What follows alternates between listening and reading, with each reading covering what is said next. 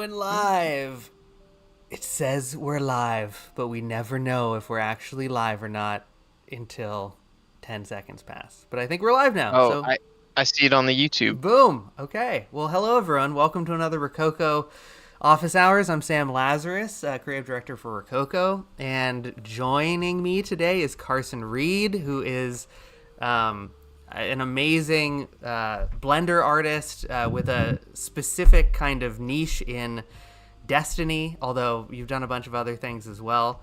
And today we're going to be talking with Carson, and because I am still such a Blender noob, Carson is very generously going to walk us through some of his workflows, some of the things he's learned about working with Rokoko motion capture. But I assume a lot of this applies to all motion capture, right? Like, so many of these techniques are really hardware agnostic. They're universal. Yeah. Yeah. Which I have no problem with. You know, our goal here is to educate. So, yeah, we're going to be going through stuff. We're going to be talking about where Carson is in the industry and kind of how he got there. Because as I was just telling him, I think Carson is kind of like, it's still for me even, like that's where I think a lot of us are trying to get to, right? Is that we are passionate about the art we make, and then you can turn it into a career and you get to nerd out about the things you love, and so you're living the dream, and hopefully and so we'll talk about all that stuff. Yeah, no, definitely living the dream. So we'll go on a little bit about myself. I'm a 3D animator. Yeah, let's just start with who are you? What do you do? What would you even call yourself at this point? This is always the question that's fun. It's like how you describe what you do to people, family members. I just say 3D generalist. It gets the point across. People don't ask questions, but really what that means is I do things from animation, shaders, character rigging, character design, lighting, cinematography. If I can't do the Foley, I have somebody else do it. So I just kind of, anything that goes into that final product that you end up seeing on YouTube, Twitter, TikTok, Instagram, wherever, I have a hand in. Every single piece is touched. Do you like that? So I do for the most part. However, when I find a team that I can work with cohesively, like the team that I worked on Nezerax Whisper with, being able to sort of delegate some of those, more tedious tasks to people who have a, designated skill set in that area, it really helped. So it's kind of a win-win there. I enjoy it, but giving it to somebody else is a lot cooler. Are you okay with giving up the control? Yes. That's the however, being the director, there's still like some kind of direction that I have to push it in, because if I have the idea, I have to communicate my idea properly with either lighting boards, references, sort of day-to-day meetings with the team and explaining things. But the team that I've worked with and am going to carry along in the future, they all have a very similar understanding. So when I tell them something, they can immediately do it, and I let them go. I trust them entirely. I trust them completely. And when they come back to me, they come out with the best stuff. Yeah. It is amazing when you find, because I'm a generalist too. And so, generally a generalist, they're not very good, but they know a lot of things. Or they're not specialists. So we know a little about a lot. Right. And so when you find people, and especially when you start doing stuff at the scale that you're working in now, AAA kind of level, the specialization becomes more important, and then you find someone who's like incredible at something that you weren't very good at, and you're like, okay, well, maybe I'll give this up to them, and I'm okay with that. Yeah. Okay, well, I know we've done an interview with you before, but can you talk about like how it started a little bit? Was Blender your first love? Did you come, when did you even start messing around with Blender? Like age-wise? So when I first touched it, it was in like middle school, but I didn't fully learn it. It wasn't up until 2018 or 19, and somebody asked me to be like a scorekeeper for a state competition, and he just wanted me to sit there and keep his time. And out of spite, I decided to learn the program in 4 months. Ha! And then he ended up being my scorekeeper, my timekeeper, and we placed first by like 180 something points. And Wait, what sport? What timekeeper and what? so in the state of Georgia, we have something called Skills USA, and it's a statewide competition that then goes nationwide if you place first. And they had something for 3D visualization and architecture. Oh. So I had done this entire room and built out this little area in under like 5 hours, which originally we were supposed to get 8. They lied to us, so we got extra points for that. But Huh. when we got the podium finish, the 2 other teams next to us afterwards, they were like, "We know whose yours was. It was the pirate ship." And I was like, "Yes, it was." And then after that, I've just like You got been bit. doing it ever since. Yeah. Yeah, that was it. there hasn't been a day in my life since that I have not opened up Blender or After Effects or Maya or the Rokoko software, anything. It's just been constant learning ever since, and it's worth it. Day It's so or worth night, it. I'm guessing. Day or Oh yeah, 3 a.m. yeah. night. I've got some bags under my eyes. Don't talk to me about bags. We're all doing okay. Okay, so when did so you're playing around with Blender, you get obsessed with Blender, kind of an archviz. I mean, not really, but in like making a cool render room environment, whatever, right? Getting into it. When did were you always a Destiny player? And like maybe it's unfair also that, do you consider yourself like a Destiny? When you say, we were talking just a second ago about how you describe yourself to people. Do you ever mention Destiny when you talk about a 3D animator? Or is that like I guess, where does that rank in the, in how you consider yourself? Is it like, are you really, how important is the Destiny stuff? Because it's a lot of what you do.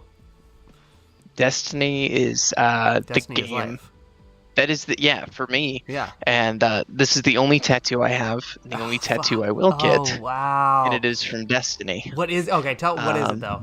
So is it a this faction? this is the Warlock. Okay. Yeah, this is the Warlock logo. So you're always will be. Yeah. So like I first started playing the game like during the alpha and the beta, and ever since I've been playing it. But it wasn't up until like maybe right after COVID and school had kind of disappeared for me, that I was like, I like Destiny and I like 3D now, so let me see what I can do. So I kept doing some 3D projects on the side to make some money, do some commissions, and then I bought the mocap suit, and then immediately after that it took off, which has just been it's actually the mocap suit is the reason I'm in this giant studio space right now. I would not be here without it. It is amazing how important character animation becomes to any CG, any CG project. It is. It's like it's incredible that it's such a niche still, and it's still something because it's just been too expensive to access. But like, that mocap for me has been it gets a little. It's hard to stop using it once you start because it allows you to do so much character animation, and in the end of the day, like most videos we watch are about characters, right? And so being able to create something that has a character in it that's moving in a certain way, like it becomes, it's really the focus of every piece of content we watch, right, is character based, which I don't know, you kind of forget. I think of CG as being like, I mean, I came from MoGraph, and it had very little character stuff in it. But then once you start playing around and seeing how easy it is to do character-based things, it opens up a lot of storytelling opportunities. No, I mean, before what I was doing was like renders of cars, Right. renders of buildings for clients and things like that. I did do a ton of hand animated work, however, it was not good. Yeah. And then, I kept practicing, and then I would take motion capture data as reference and then animate over top. So then I could teach myself Oh like wow. how to do more basic principles of animation and get better with my human animating Right. parts. So you would like Um, overlay a mocap take or something, and then like on mhm, Blender, and then you would just do hand keyed edits to position the character into each key pose, like just choose to teach five moment. myself. Right. Yeah. That's hmm that's that's interesting. I mean, yeah. That's that. Do you? I feel like that. You think do you are you able to like look at the world now and people and not think about mocap? Because I now am, or oh my god, or like even other digital, like I'm always thinking about how a character is animated now, which is kind of a bummer. Do you hmm find yourself doing? Yeah, yeah. It's it's ruined the way I I watch movies. know, hands for me. Hands, because I'll see like each Oh, individual bone I and know. like if it's an IK rig, if it's being pulled like this Yeah, first, and you can it's like super subtle nuanced details in films and TV shows. And anytime there's VFX, you can figure out which direction they went. yeah, Like totally. if you see a shot and it's these hands and it's doing this movement, you just follow this and you put a tracker on the dot and you can see exactly where Right. that IK pole is going. Yeah. Same with this finger and this finger and this finger, and then you can see the rest of the body, all the armature, all the sliders on the face. Like if there's an empty Yeah. that's constrained to where the hand goes, so that way it locks into place, you can Absolutely. see that. Yeah. And it's just it ruins video games for me as well I because I'll play know. them and I'll see their cinematics. I'm like, Oh, I know exactly how y'all did that. You're not slick. I That is a know. clever way to put that there, though.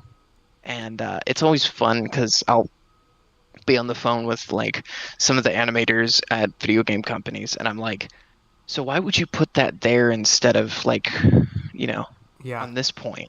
And they'd be like, first off, who told you? Secondly, here's our reason. And Yeah. then they'd teach me. And there is always a reason, you know. Usually it's time hmm and money because you just what it's not all love, death, and robots, you know. World, you got to get things out. But it is funny how there are certain things like hands specifically in any video game cutscene now.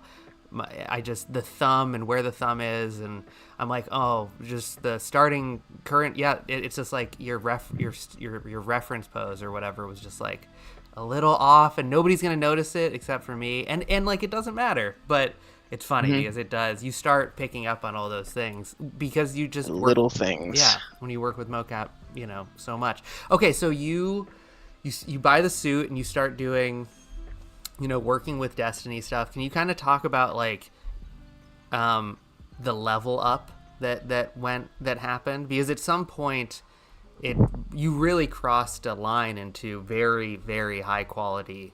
I mean, I'm running. I think you can't see it, but I'm running some of your clips in the background, and they're all just I've got them. AAA. You know, it's all just looks really amazing. And so, how did that? Like, how did I guess even with your channel, you started a YouTube channel.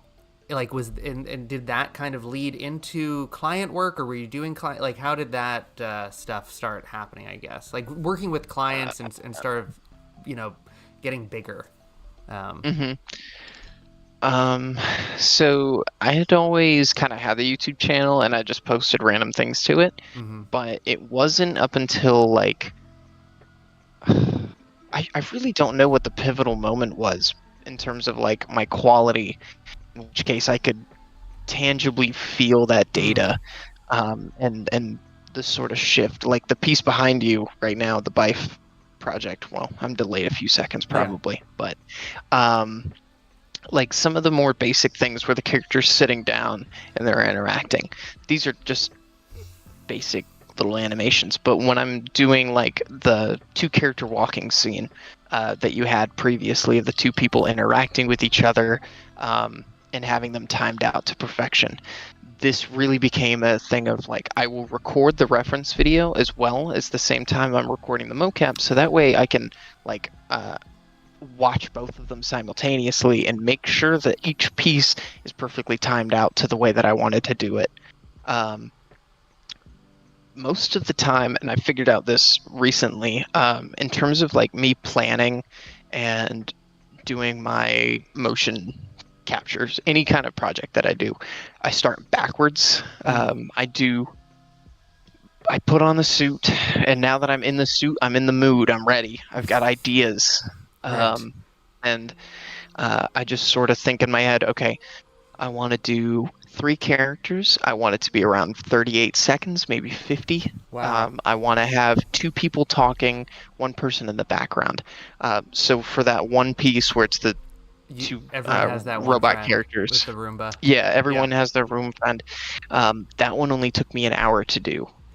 It took 8 hours to render, but Yeah. it took me an hour to do. I shared it live inside of a Discord server so people could watch, Right. they could learn, and they could figure out what the hell I was doing because, you know, they ask questions. So why not explain it live?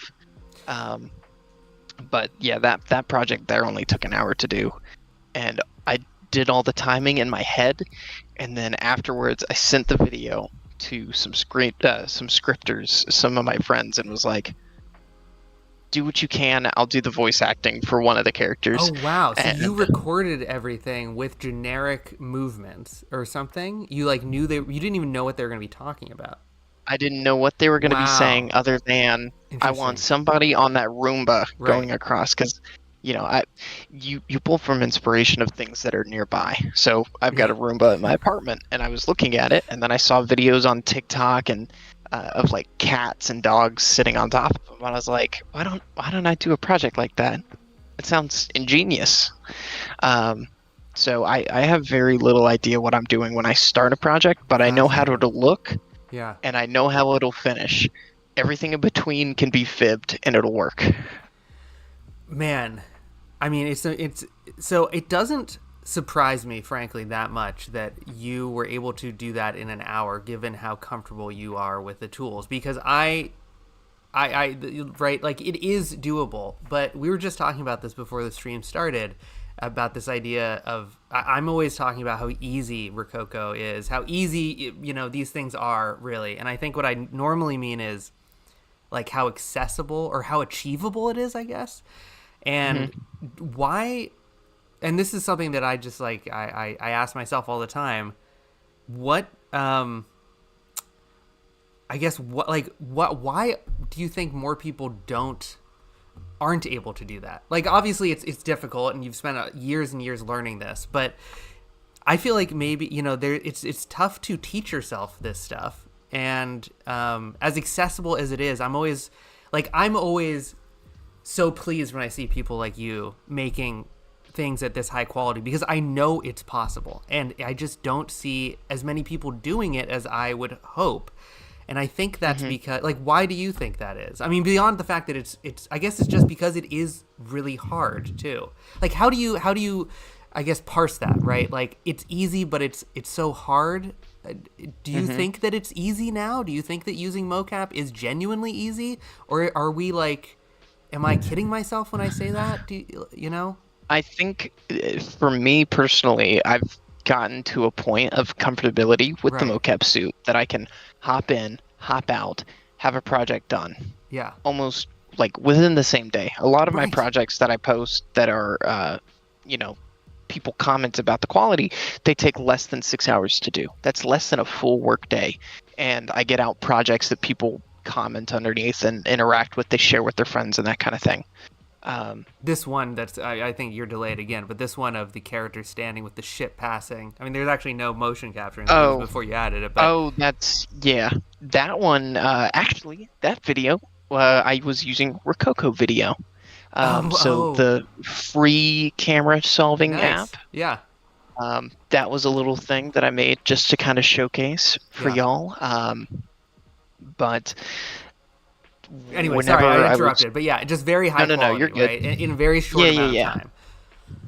Those can be done just, I think what kind of, turns people away from making things that can be higher quality is time. Mm-hmm. Instant gratification is a Yeah. huge problem nowadays. If you don't have the project and it's not done, if you Mm-hmm. can't see that finished thing, if you can't, conceptualize what it looks like at the very end, um, you'll have a very difficult time actually getting to that end. You'll have a difficult time following through until the end. Now, there are a few projects that I've done where I've like completely scrapped entirely because I'll get distracted, I'll get lost, something like that. But for the most part, it's just a matter of staying true to that original idea and sticking with it until the project is done. And if you say, hey, it's worth that extra time to render it out in cycles, or it's worth that extra time to add detail maps, go in and add separate lighting, it's worth it to do all these little tiny details. By the end of it, when you take a step back, you'll see a fully finished project that you can actually be proud of at the end of the day. And that's, I think, where a lot of people are missing the mark. And it's nothing against them personally. It's just the instant gratification is gone. There is no like 3D isn't instantaneous. It's not. And there's some software out there that makes it so, but they have their own skill set. They require their own time and passion to dedicate into that knowledge, like Unreal Engine, right? That is instant gratification, in my opinion. It looks good immediately. You just have to know it beforehand. But I think even with that, it's like, I think, and I think we are, and all the mocap companies are guilty of this as well. But something with Unreal, that's a great example, because Unreal is constantly coming out with these amazing tools. They put out a video, right? It's all real time. It's easy. It's like gonna all work. And Unreal does not. It's like very complicated. And so you go in, I think it's almost like an expectation thing, right? And again, it's like we are like, I'm always saying like, it's so easy to do, and it's true to a degree. And Unreal is so easy to do, right? It is real time, but then it's not like, I guess what you always forget, and what I always forget, and like I'm always talking about myself, is good work. Like, it takes time. It seems to always take time, and there's really no cheat. There's like no way to get there super quickly, and it just when you go in and you're like, Unreal has all these easy tools. It's easy now. They fix, metahumans are like amazing. They're accessible, and then you get in, it's like metahumans are broken in so many ways. Yeah. Then it's like, well, now what do I do? Yeah. And then you got to spend an hour and a half on YouTube or messing around with the blueprints, and then you're still, at the end of the day, you're not having, that instant gratification as much as you would have liked to. Yeah. Because you're right. It's not as simple as just clicking download and then it works. You have to go through all these different little settings that they don't tell you about. Yeah, I know. You have to go into like project settings and render and engine, and you're like, oh, why is DX11? Whatever it is, it's always. And Unreal actually does a good job. I mean, actually, this will bring us back to Blender, because Unreal does an okay job of this. They actually have quite good documentation, but I think the reason that so many people do have success in Blender is there's such an amazing community that it's a tutorial rich community, right? And so there are so many resources to learn this stuff that you're never going to be able to learn in the manuals or whatever. And okay, so let's talk before we get into more just practical demo, which we are going to get into. Also, can you hear there's like jackhammering? Can you hear me? Is that annoying? I thought for whatever reason it was a helicopter, and I was like, that doesn't make sense, but it's so quiet. We were just talking about something going wrong, and as long as you can't hear, it's not too bad. But of course, somebody decided to just start jackhammering the sidewalk directly outside of my building. But it's fine. But if that's the thing that goes wrong, that would be amazing. Okay, but before we get into like a demo, so you are making your own Destiny animations. They're getting really high quality. You have the YouTube channel. You have your socials, which are all doing well, right? And you're starting to... Destiny, I imagine, is quite a small community. It is. Any niche community. The Destiny 3D, yeah. The 3D community, especially for animations, is super limited. Now, there's a lot of people learning, and the actual like Destiny model ripping server, if you go into Blender Help and you search motion capture, it's my tutorials that people are being linked to, or they're tagging me and they're asking me questions, because I will happily teach them. Yeah. I want people to use the mocap. Like in my personal Discord server, I share all of the mocap that I do, the project files that I finish. Everything is free for people to learn from. And if they have a question, they can just reach out and DM me, because I want people to I want to see people doing the same kind of things, because it's fun to have friendly challenges. I would love to be able to go out into the community and say, hey, look, I'm doing an animation challenge, kind of like what Punisher does, right? Now Clint is super cool. I mean, he has quite a following, and all of his challenges come out super cool, but there is a part of me that is kind of like, I would love to do that for like the 3D Destiny community, but I don't think it's quite there yet. There's still a lot of people learning. Yeah. And yeah, it's just, there is such like you can open up Blender, all the shaders, the characters are set up. We have a giant community submission guidelines where people can just they make the character, put it up for free. Everybody gets to use it. Yeah. You can take that, make a photo, make a rendered animation, something like that. You have a post, social media, go for it, right? But in terms of carrying on animations, it is kind of difficult because you don't get that instant gratification. It's not like you open up Blender, drop in your character, light it, environment effects, compositing, post. It's make the character, animate, light for each and every camera shot. Yeah. Different then camera you shots. Got to do all the simulations. Yeah, all the different camera angles. You have to think cinematography. You have to think of when my camera is moving, what am I telling through just the movement? Like, am I saying somebody's watching them? Like, if it's a locked off tripod shot and I'm using a long lens, does that suggest that somebody is stalking this person? Or does it mean hey, we're just going to lock off the camera and just have it rotate and follow? Yeah, and maybe even that is I mean, again, is saying mocap is easy. Well, mocap implies animation, and animation just on its own is so, as you're saying, you got to know lenses, you got to know lighting, you got to know all these render settings and what your computer can do, and that alone takes it to a level of difficulty that is very high already. And so, yeah, it's like that easy. When we say easy, or when even Unreal says it's easy or whatever, it's like it's with all that baggage on top of it already, which is, yeah, again, not easy. So, but okay, so that's the Destiny 3D community, but the Destiny community itself, I imagine, is a great consumer of your work. And is there? Oh. Yeah, it's fun. Because that's a very tightly knit, or not tight, but that's a very, there's real love for Destiny and the lore and the characters. And I mean, Destiny has had some really incredible mocap actors and really distinctive, I don't know if it's, who's oh God, the sarcastic dude who died, spoiler alert. Cade 6. Yeah, Cade 6. Don't worry, he's coming back. Okay, good. Yeah, but there's some real personality there. And I guess when did so I imagine a lot of that, are you posting all of your stuff on the subreddit and stuff, I imagine, or not really?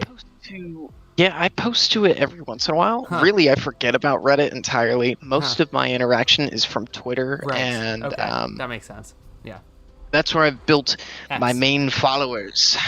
And the Destiny community is a lot smaller in terms of diehard fans. Now, if you go to the Destiny Facebook, you'll see there's 80,000 members, and they all just kind of hop on and play casually. But the people who are really interested in, say, lore, it's the video that's playing behind you now. Those are people who are they're into the game, they're into the lore, and they want to learn more.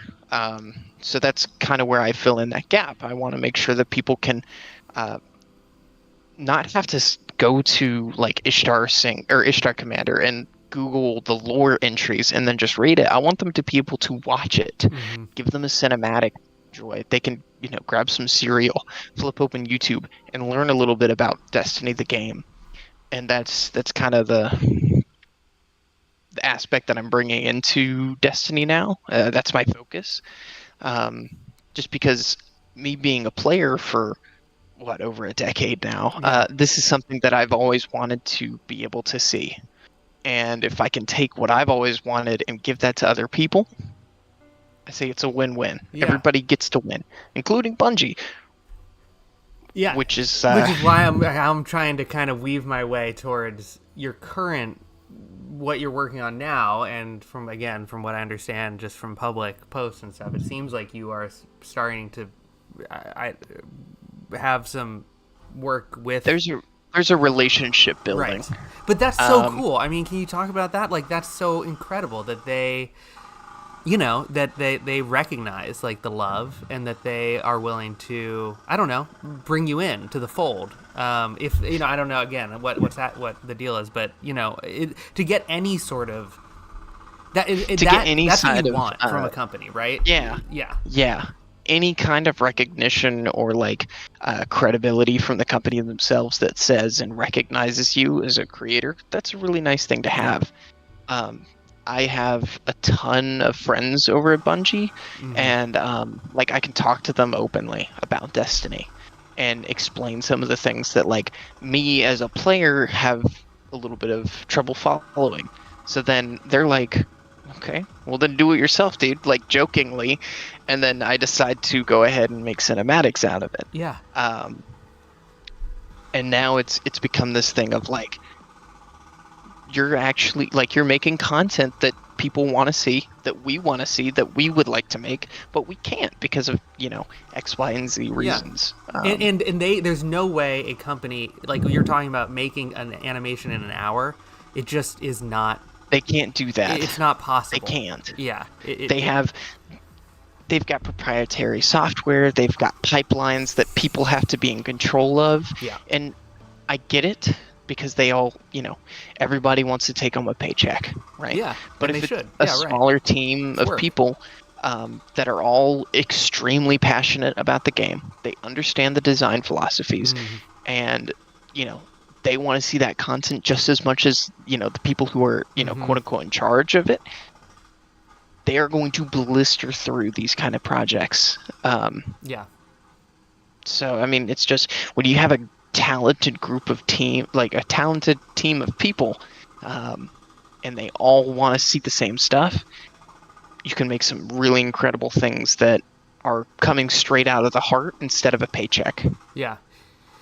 Yeah, but and it's just so cool again that they pay it. Like, you always just like it when a company pays attention to the community and the amount of love and dedication that people like yourself are putting into these things, and that there's a recognition there, because I don't know, rising waters lifts all ships kind of thing is what you want from them, not like what is this guy doing on his own.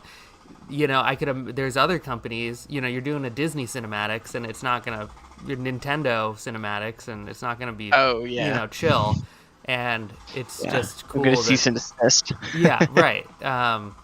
So before we jump into Blender, because we talked a bunch, but it's so fucking fascinating to listen to, and this is a tough question maybe, but like over your journey, if there are some lessons learned that come to mind, especially when it comes to the transition that you've made from, generalist, hobbyist to really career, Nezarek's Whisper is beautiful. It's really a level up.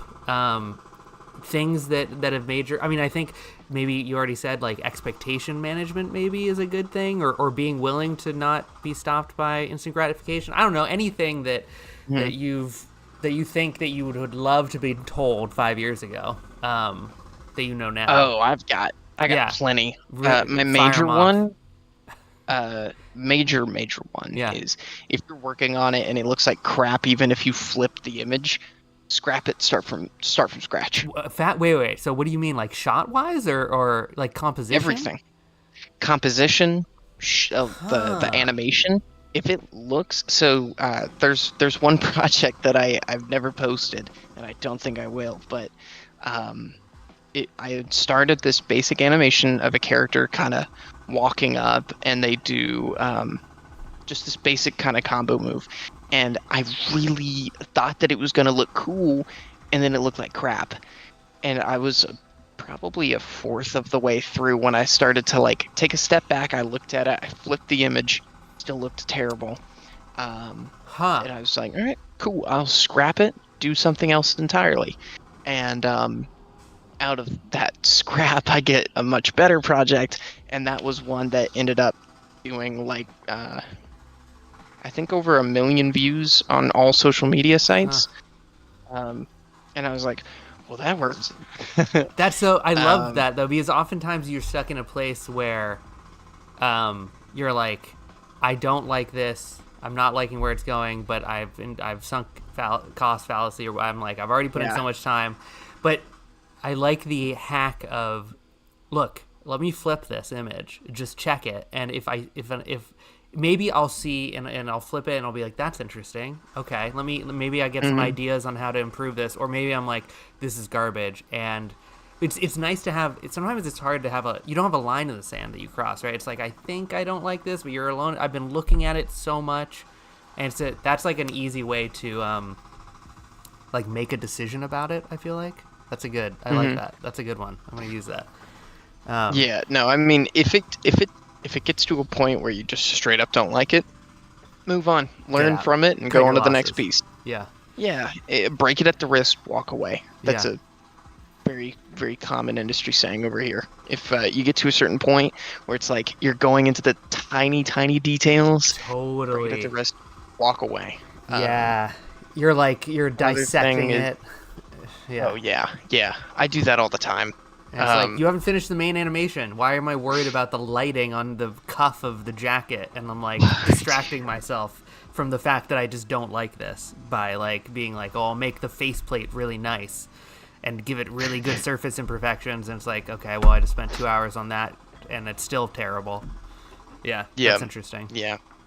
Another thing is, another one that I've got is, don't sweat the small stuff. If there's something like a tiny detail, like we just mentioned, you don't need to spend an hour and a half perfecting it. On the Nezrax Whisper project, that one I had a lot more time to work on. So I did give myself the ability to work on some of the small details. So on the opening shot, when Eris's feet are walking in, they actually stretch. Oh my god, yeah.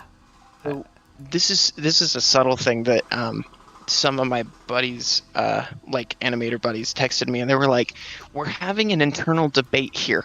When her feet hit the floor, are they like stretching and like decompressing? And I was like, yes. So every time her foot hits the floor, it spreads out and then lifts up. But it's such a small thing that you can't really tell.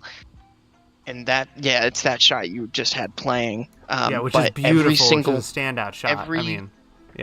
Every single shot that her feet hit the ground, I have them splayed, and then as they come up, it compresses again. But these are like some small details that to me didn't take that much time because I had already I had messed with it before on some contract work, so I was like, I know how to do that. I'm gonna implement that in just to see what that'll look like. I mean, there's a ton of small details in this project, like the shot that's where all the people are kind of hanging around, they're floating. I love that shot too. Go back. Those were just like crypto masks and After Effects work, so I took a lot of almost every shot was After Effects on this project. Like the transition warp where it's like the sound designers on the team, my main guy, Wall2 Hazard, absolutely nailed it, and it's just like, it's so good. It's such a hard thing to do. You layer it really well, like the transition and the color of her, and it snaps into a new zone, and then the background kind of, it's really, It's really well done. So, and again, I keep saying before we jump into Blender, we'll talk about one more thing, but maybe just like current projects and like I know Nezric's Whisper came out 2 weeks ago. It went public. You've been working on it for a while, and again, we have Carson's channel down in the YouTube description, and please go check it out. And we'll put the Discord link too because it's great. But yeah, what are you working on like now? What is the focus? Is it yeah. So currently, I have 8 screenplays done. So Destiny lore has already been converted into a screenplay to a point where I can, get a team in, get the motion capture suits fired up, and start recording audio. And then from there, we can go ahead, make a cinematic, take that into our post bay, publish. We're done. That's it. So I've got I think. Well, depending on if my writer in the back room right behind me has finished up the other ones, we might have 10. But as of right now, I'm kind of working on a bunch of corporate work. Yeah. So I'm working on things for Coca-Cola, Circle K, Marvel, just like a bunch of these projects in the back. Because these Destiny ones, they will start to really shift and take my sole purpose after... What's October? When's October? Is that next week? It's it's the 29th, I think. So it's Oh 30 days. no. Yeah, we then in 1 week, the shift from these corporate commercials and corporate products and stuff like that, it will go back to Destiny. But that doesn't mean I haven't been doing some preliminary tests. Of course. Little bit of the pipeline. We do our lore selection, convert to screenplay. We do some R&D. So if the script calls for something that I haven't done before, or calls for something that is completely like new in terms of just general practices, I spend a week or so teaching myself that, learning it. So the face, for example, behind you, I hadn't used metahumans before. This was a little R&D test of a project that I have coming up, Hawkmoon. That one, that was.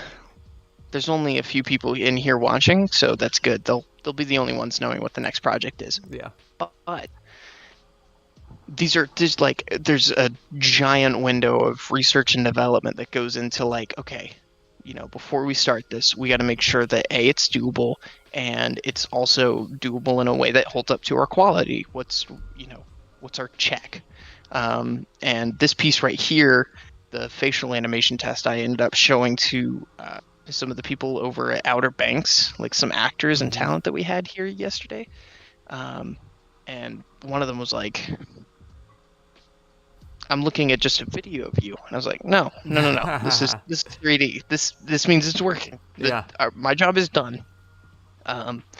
So by doing all these quality control tests, then we can start getting into all right, full lockdown on Mocap. We'll go ahead and get the studio set up, get our audio all managed out, and then go from there. So how does that, I guess, how do you reconcile that with are you still doing the quick setup stuff? Because that's very...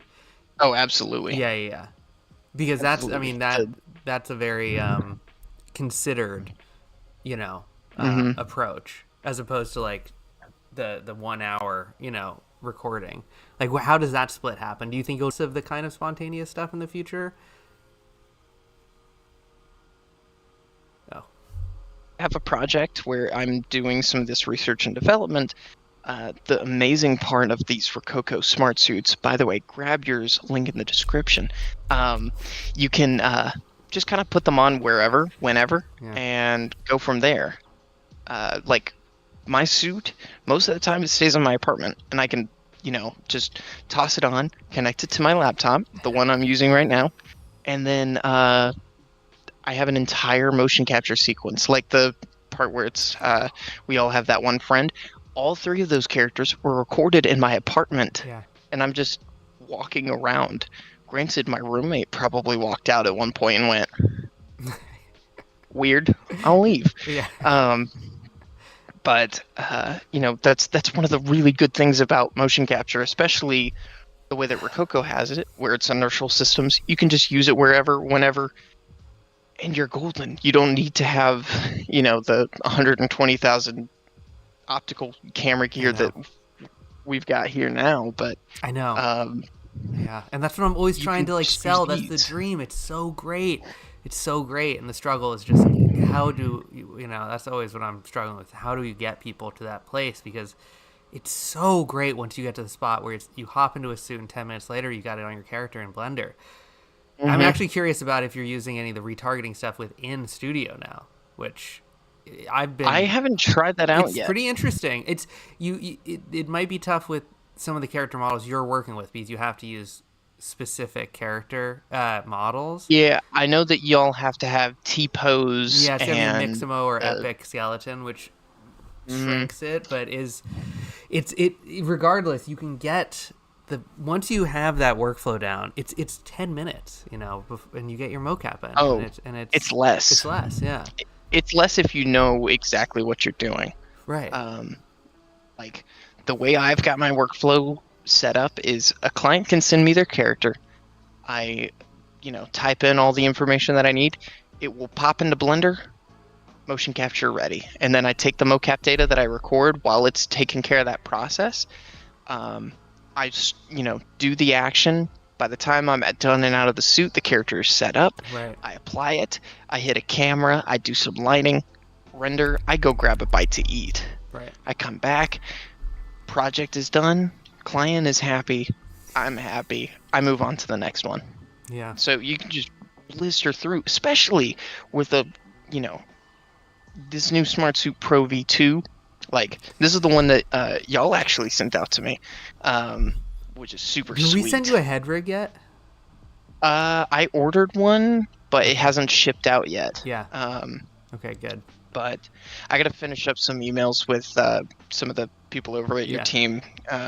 But anyways, these things, this right here is a transformative piece of tech that will take, if you have a baseline of 3D animation knowledge and just 3D knowledge in general, this will bump it up.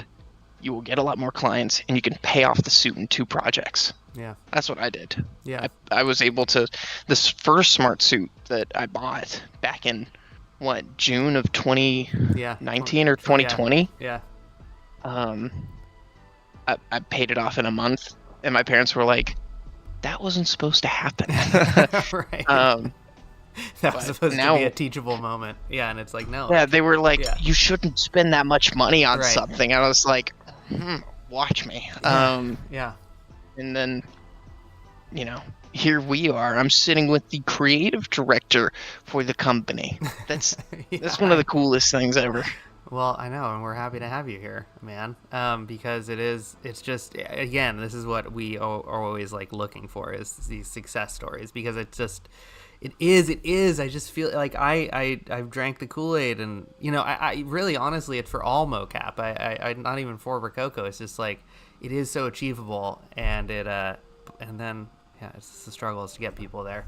But okay, should we shift gears and jump into some actual Blender stuff and get into it and actually see how we can break the stream in some new and fun and exciting way.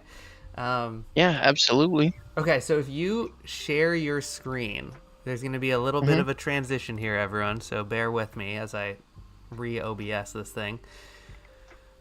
Let me grab a character real fast. And I'm going to shrink well, actually, hold on. I could just share the entire process, start to finish, so that way people can understand. I think that would be awesome. Let's do it like that if you're down. I think it's great. And again, and you were talking a little bit about the Discord and some of the awesome, just resources you guys have out there. And I remember when we did this before, we did a little challenge, and I was on there and I downloaded some incredible characters. And again, yeah, it's I highly recommend everyone in the Blender world or any world to go check out Carson's Discord and the community over there, because it is wonderful and very giving of time And Yeah, there's a few people in the chat that I actually sent this video to, so sick. they might be able to add a little link for Yeah, me. and we'll put it in But the. We'll definitely put it in the you know, oh, in the description. final, in the description or whatever. Okay, I got it. It Ooh. looks pretty good. Now I need So to. Okay, hold on. I'm gonna. Can I let get? me. I'm gonna get your little. How do I? Can I pop you out? No. Okay. Can I Oh, can here hide I myself? can turn off my camera. Yeah. Yeah. There we go. Okay. I'm gonna keep my stupid face on here just because it's nice to have a face. But I'm gonna make this screen bigger and hopefully. Yeah. There we go. Okay, we got you. It looks good. I think that looks good. Very nice. Yeah. So here is our Google Drive. This is where I mentioned earlier everybody can upload and they just share for people to have. So you can go in and search for things that came out during specific seasons, Wow. even miscellaneous objects. They've got weapons, all of the armor. Some of them you've got like ships and sparrows and all the super cool things that Destiny really have. So And I'll again, so just go ahead. this is your basically not your, but the Destiny 3D community coming together, prepping these assets for making Mhm. these these projects, and they're all. It's Yes. like I think it's important to emphasize how incredible and what a labor of love this is. Like how much work has gone into this purely because people are passionate about sharing these resources. It's just really really cool. Mm-hmm. Yeah, no, this is it is a giant hive collective mind, and everybody just they really they show up and show out, and it's very evident with all the work that people do and how people use it. It's just it's super nice. It's super nice to work with all these people and you can learn a lot from them, like just on random bits and pieces of like hanging out with people, and it's super cool because like every day you learn a little something new. Yeah, So it is such a here's what I'll community. do. It's CG is just in general. It's such a good inclusive community. I mean, you're talking about Clint, all of us. Every CG person, you learn everything. You teach yourself everything. That is like, you have to be such an autodidact, and in CG, but thankfully there are all these tutorials, and people are very willing to help. And Mm-hmm. yeah, so it's really worth a call out. Okay, wait, hold on. So you just downloaded a character from Yes. your guys' repository, and you this is it. This is how it comes into Blender. Yeah. So this Okay. is a setup that everybody will have access to. It's not the same way that I do mine. But you have Just tutorials because on your channel too, right? About some of this Yeah, stuff. I've got Okay. plenty of tutorials. Everybody can follow along and just kind of listen, observe, Okay. and have a good time. Yeah, I'm gonna. We'll put all that stuff in there because this is. I would imagine this is the workflow that I pretty much would recommend for Blender, right? I mean, this. Yeah. Anyway, No, this okay. is the best way I've found to do it, but Okay, there are probably other people's methods of doing things. I just don't know yet. so can you describe what you're doing right now? So you're doing a little prep. Yes. So what I'm doing right now is I'm using AutoRig Pro's Okay. Quick Rig, and it is a paid add-on, unfortunately, but it is Well worth it. it is the most worth add-on I have ever bought. So you just kind of select your character, you go through the list, you find all the little pieces that you need. So are these and you're clicking on control riggy type bones. things? Are those bones? Yeah. The So circles are bones? these are the bones. Yeah, these are just custom bone. Have you've modified shapes. the image for the bone or whatever though? Yeah. Okay, that's Yeah, interesting. just so that way people can easily, typically they only really see this right here. Right. And they see the spine rotate controller, they see the pelvis controller here. And then they've got their feet bones, obviously, and you do have a custom Destiny icon pedestal here. I mean, sick. Um, that is but that is fucking awesome, actually. But okay. But just to take it back and really break it down, you've downloaded this character. If I want to do this, I need to go get Auto Rig Pro, which I can without a doubt recommend. If you're a Blender user and you're interested in motion capture, it does so many other things as well. It's really essential tool. So that's fine. That I think they deserve to get paid for it. So you should buy Auto Rig Pro. I think it's a very there's no risk there. it's one of those things that you will benefit always from having, and you will, there will be a trade-off later down the line if you don't. Yeah. But so I have Auto Rig Pro installed. I import the FBX and it comes in on this rig. Yes, it comes in perfectly on this rig. Okay. You append just the dot blend. So the way I've got it currently is the stream is sharing one of my different monitors, so that way you just get a clean look. But I can actually show you what the file looks like. Yeah, I'm curious. A lot open here. Okay. You have the dot blend, and then all the textures, all the shaders, all the information that you'll need. And it comes with a raw FBX if you would like. Okay. So this is the dot. You open up the dot blend, and this is what you have. Mm-hmm. And then depending on the character, what is the twist bones amount thing that you're doing? Oh, so this is just for whenever you rotate your hand and things like that. There's a little bit of a twist to up here.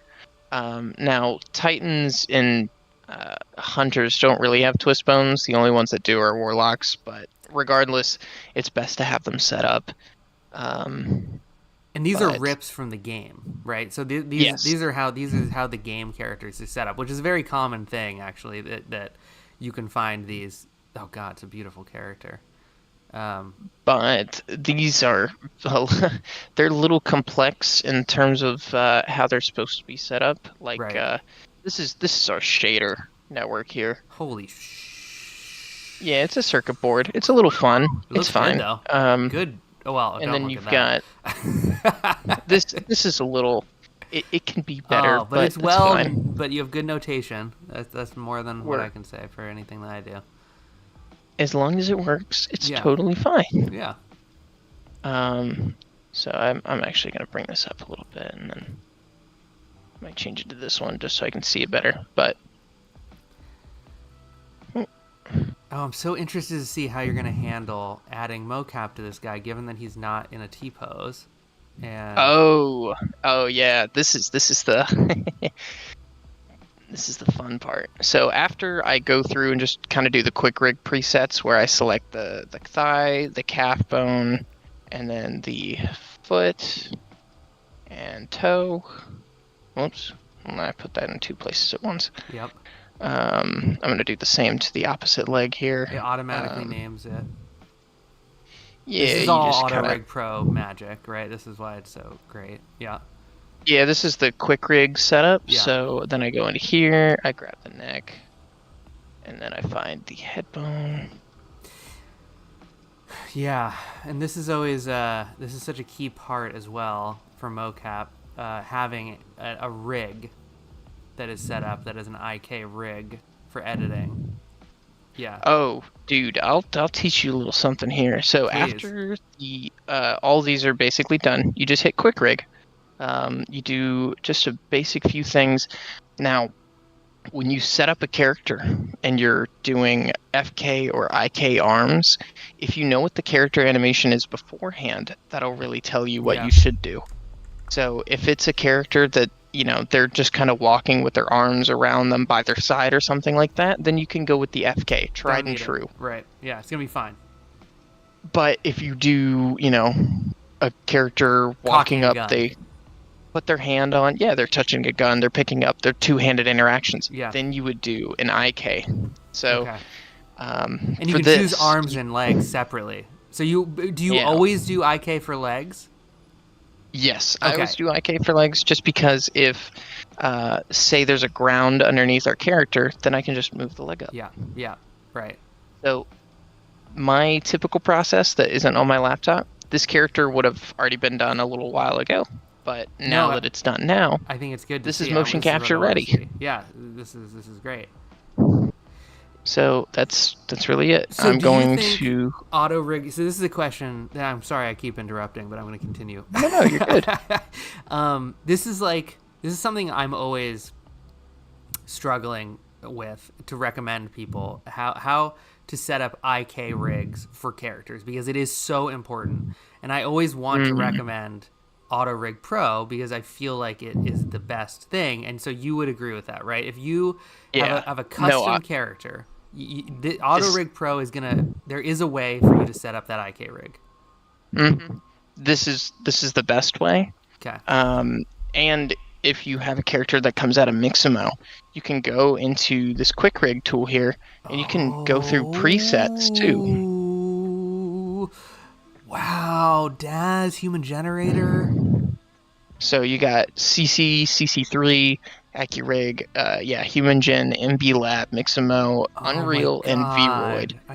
There's a Vroid one. Oh, It just does all the hard work for you. that's great. Oh my god, I'm gonna go on such a rabbit hole after this. Okay, cool.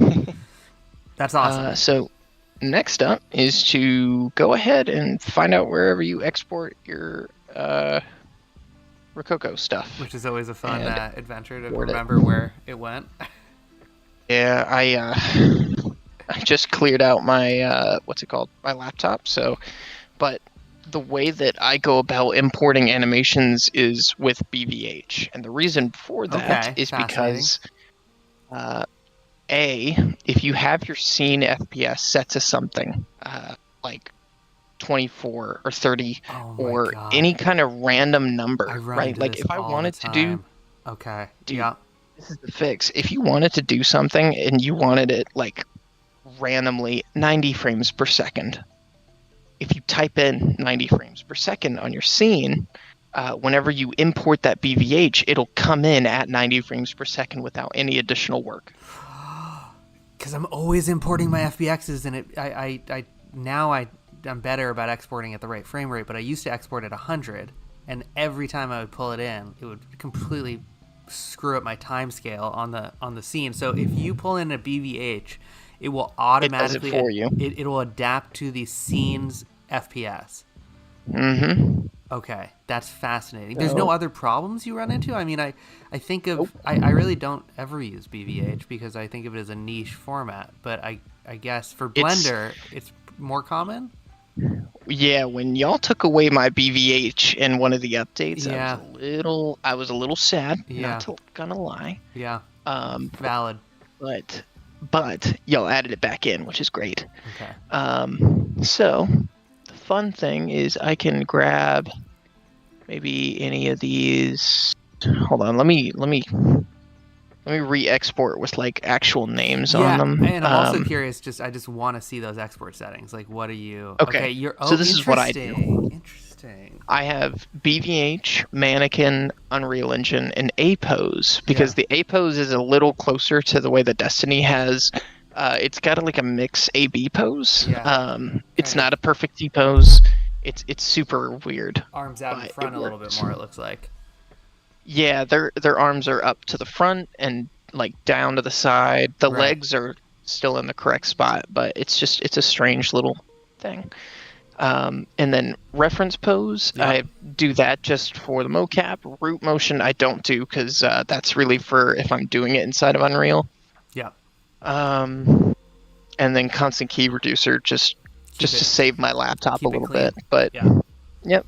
I then typically I'll name all of these as to what I think they would be. And I do a little bit of cleanup inside of the studio. So like say the feet snapping here. And these I haven't cleaned up yet because I'm still working on these projects. But honestly, like this was recorded in my apartment, and this is some of the cleanest data that you'll get. You'll get 100% green. You see that? This is quality Rokoko recording right here. Do you use a dedicated router, or do you go off your? I do. Yeah. I do. Key. That's the way to do it. Yeah. Can't emphasize that enough, everyone. Yeah, it's a subtle thing, and you don't think that it'll do that much until you get it, and you figure out like, oh, my legs are no longer snapping Absolutely. in weird ways. Yeah. Um, so I go here. It is now imported, but you'll see it is a little too big. So S.01, and now it's back into the spot. Okay. I then go here. I can build a bone list, and you've got mapping presets, so you can import your own, or you can go ahead and do the Unreal Mannequin, and it will import. You'll get some weird errors, but that's just because it's like IK or FK. It's just trying to pick out random things.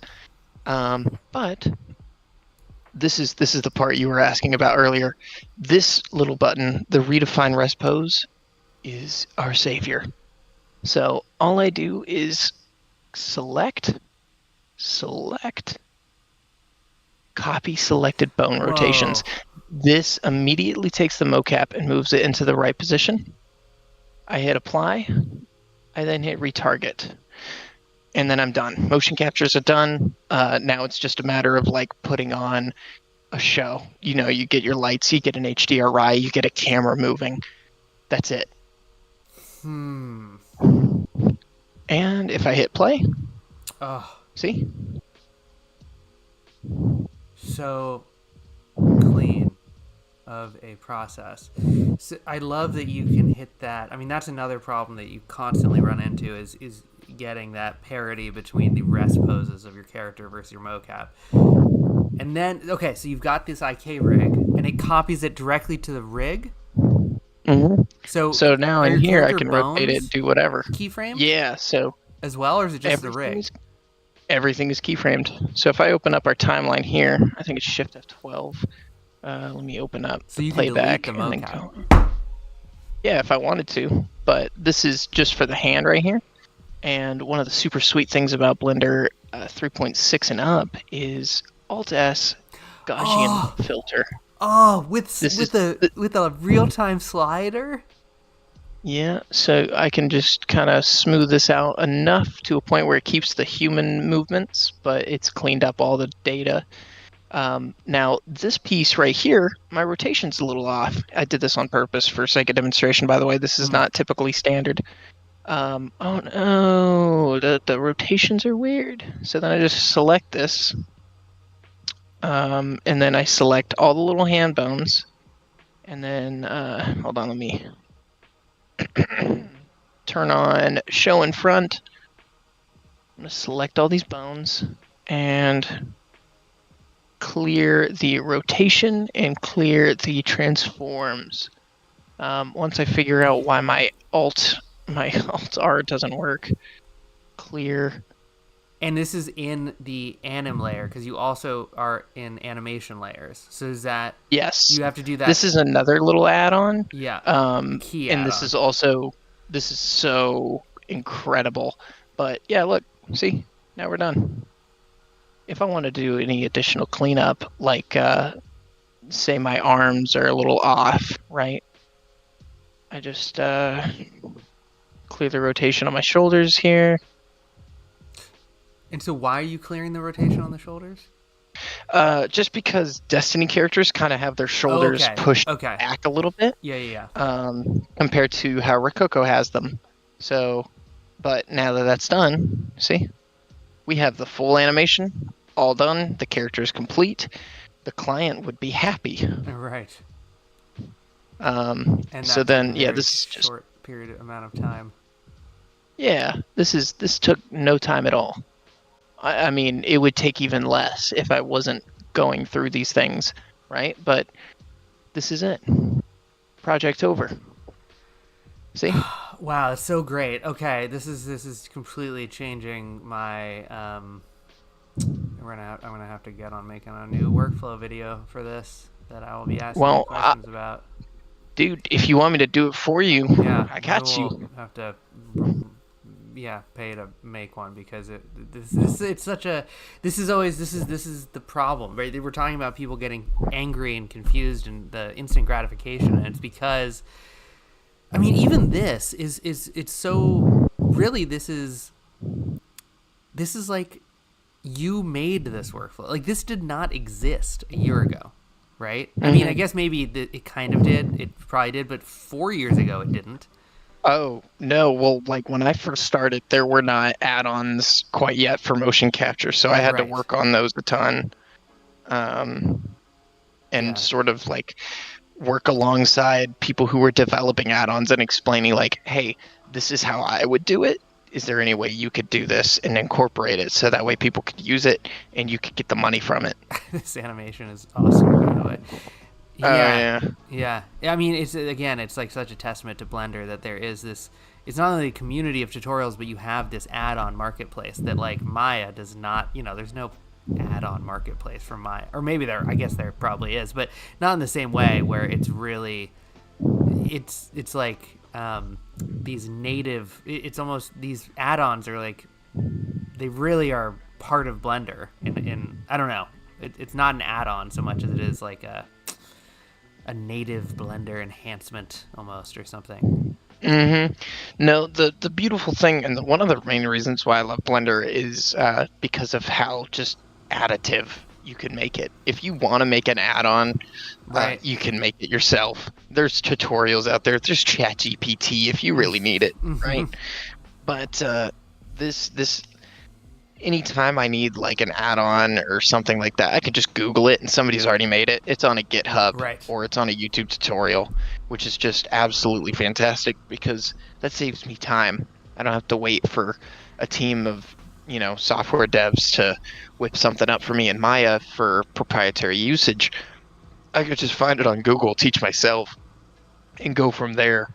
So yeah, like all these little tools here just kind of bringing in exactly what I want and exactly what I need for my personal workflow. Just really, it accentuates everything and gets the job done really fast, really nicely. Wow. Yeah. I mean, even all of our current workflow videos for Blender all use the Rokoko plugin, which is whatever. It's great, but it doesn't matter. I have no interest in plugging our tool over a better tool. So AutoRig Pro, it seems like, because I felt like this has been possible for a long time, but it's difficult to find resources for. I'm not checking your channel enough, obviously, but like it's tough to find resources for AutoRig Pro, or maybe it's just that it's such a individual thing per character that it's tough. But man, with all those preset settings, like if I can take a character creator or a Daz character or a Mixamo character or an Unreal skeleton and have it be that easy, there's no question that AutoRig Pro is the best way to go. I mean, that's incredible. Yeah, the guy who made it, Artel, was so super kind. And if something breaks, you just message him, and it'll get fixed up, either for you personally, like a little build, or the next update that comes out. He's like, updated patch notes. And so awesome. The fun thing about AutoRig Pro is that it's a little too good, to the point where it actually messed up some of my production because I was like, something broke, but I can't tell what it is. The software, the add-on that this guy built is so advanced, it created bones that weren't there. Yeah. And it completely weighted them perfectly. And when I was trying to export that into Unreal, it wasn't couldn't matching. Yeah, and I was like, what is breaking? So I messaged him, and he goes, oh, well, ARP just went ahead and built bones for you, but it didn't actually create the bone itself. So you just have to, add it back. And I was like, are you serious? This thing is too smart. Yeah. That's hilarious. It's so cool that you can, I mean, and again, I think it's true of anyone really could reach out to a lot of these creators, and a testament to CG again and the community, but people are willing to help you and respond in real time.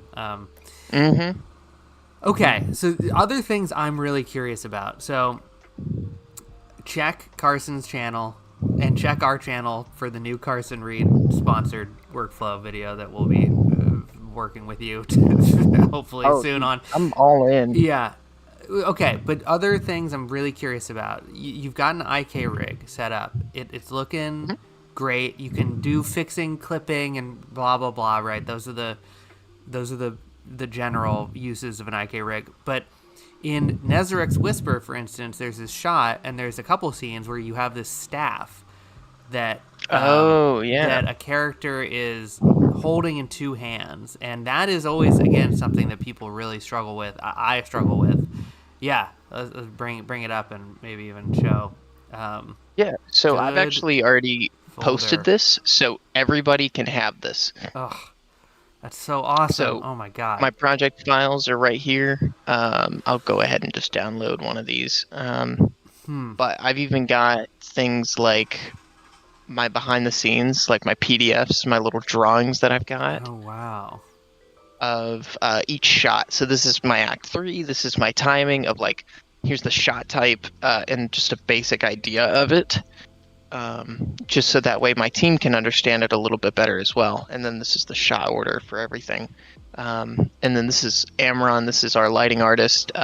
Super, super badass work that he did on this. Yeah, the lighting was fantastic. It was beautiful render. It was just a gorgeous render. Some reference. Yeah, these are the references I pulled up, and I was like, if y'all can make it look like this, that's what I want. And they were like, can do, boss. And I was like, perfect. Then we've Talented got people. like our mix, our like all of the music. Then we've got our sound effects, where our voice actors worked. Then all the like links to things for references. Wow. So I made an ArtStation collection here that like people can open up and they can see a little bit of my influences. Oh wow. Yeah. And all of it's laid out in a nice way that the team can follow along, including like references for the environment. So this is like our second environment, and people can click through and go, oh, okay, that's the lighting reference that we could match from there. Because who better to copy off of than the source material? Of course. Yeah. Do you grab? Is there environment stuff that you guys are using too from the game, Oh, or are you doing custom? so So it's all in here here. we Yeah. go. Oh, so great. Let's open up our maps. We've got Destiny 2.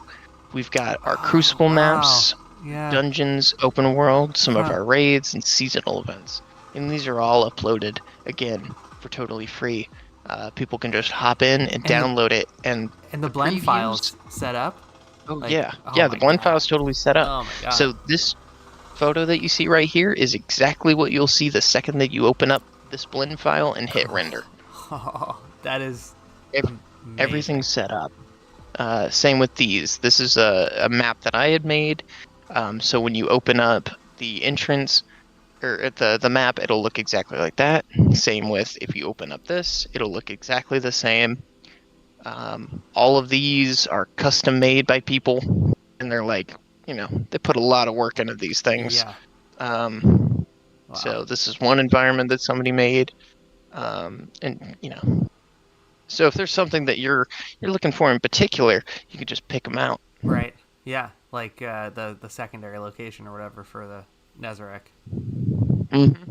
So that one, excuse me, that one was like we have tools that we can rip from the game, which is super cool. Mm-hmm. And then I just did some custom texture work on the stuff that we had already had. And spliced it up in a way that made sense for me.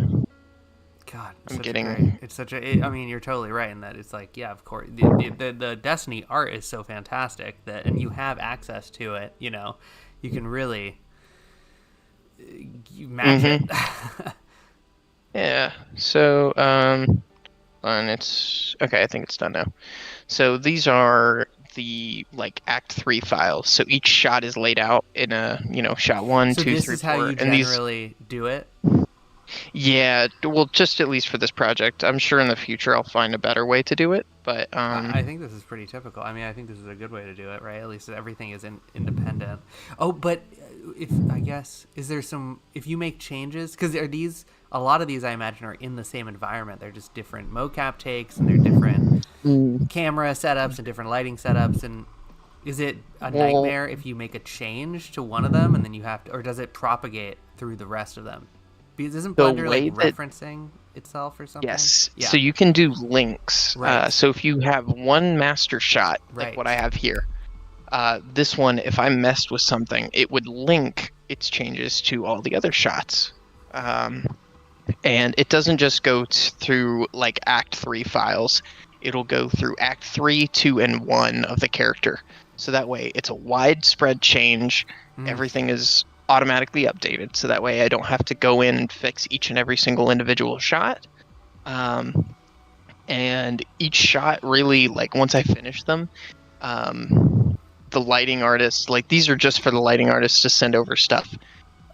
So that he has reference. But after he sends over his stuff, I can change up the entire scene if I want and just keep his same lighting, which is what I did for some of these shots, just because I didn't like them in the end. But let's see. We'll open up. Well, here's a good reason I had the things written out. Because if I go into our project files, whoops. And I go into here, I can choose, okay, well, whenever she Oh, picks up the whisper, yeah. that's my shot 3, right? Yeah. So then I Cool. can just go into shot 3 and open her up. I don't think I'm going to include textures for this, and yeah, hold on. Yeah, but that's fine. Some of this it's a... Wait.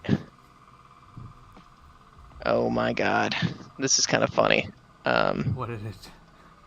Well, let me see if I have a different version of this. Because this one, I would show you what it looks like. But it looks like that. So there's a little something off here. Of course. That's how it goes, baby. That's so funny. There's an IK loop happening somewhere. Some recursive thing where it's like going into negative and or it's like it looks like it's yeah.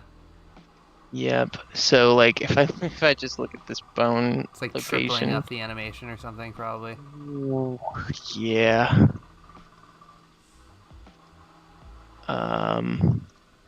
Let me... Actually, hold on. Genius move. I'm going to open up my computer at home. Cool. What is It this? does not have this problem.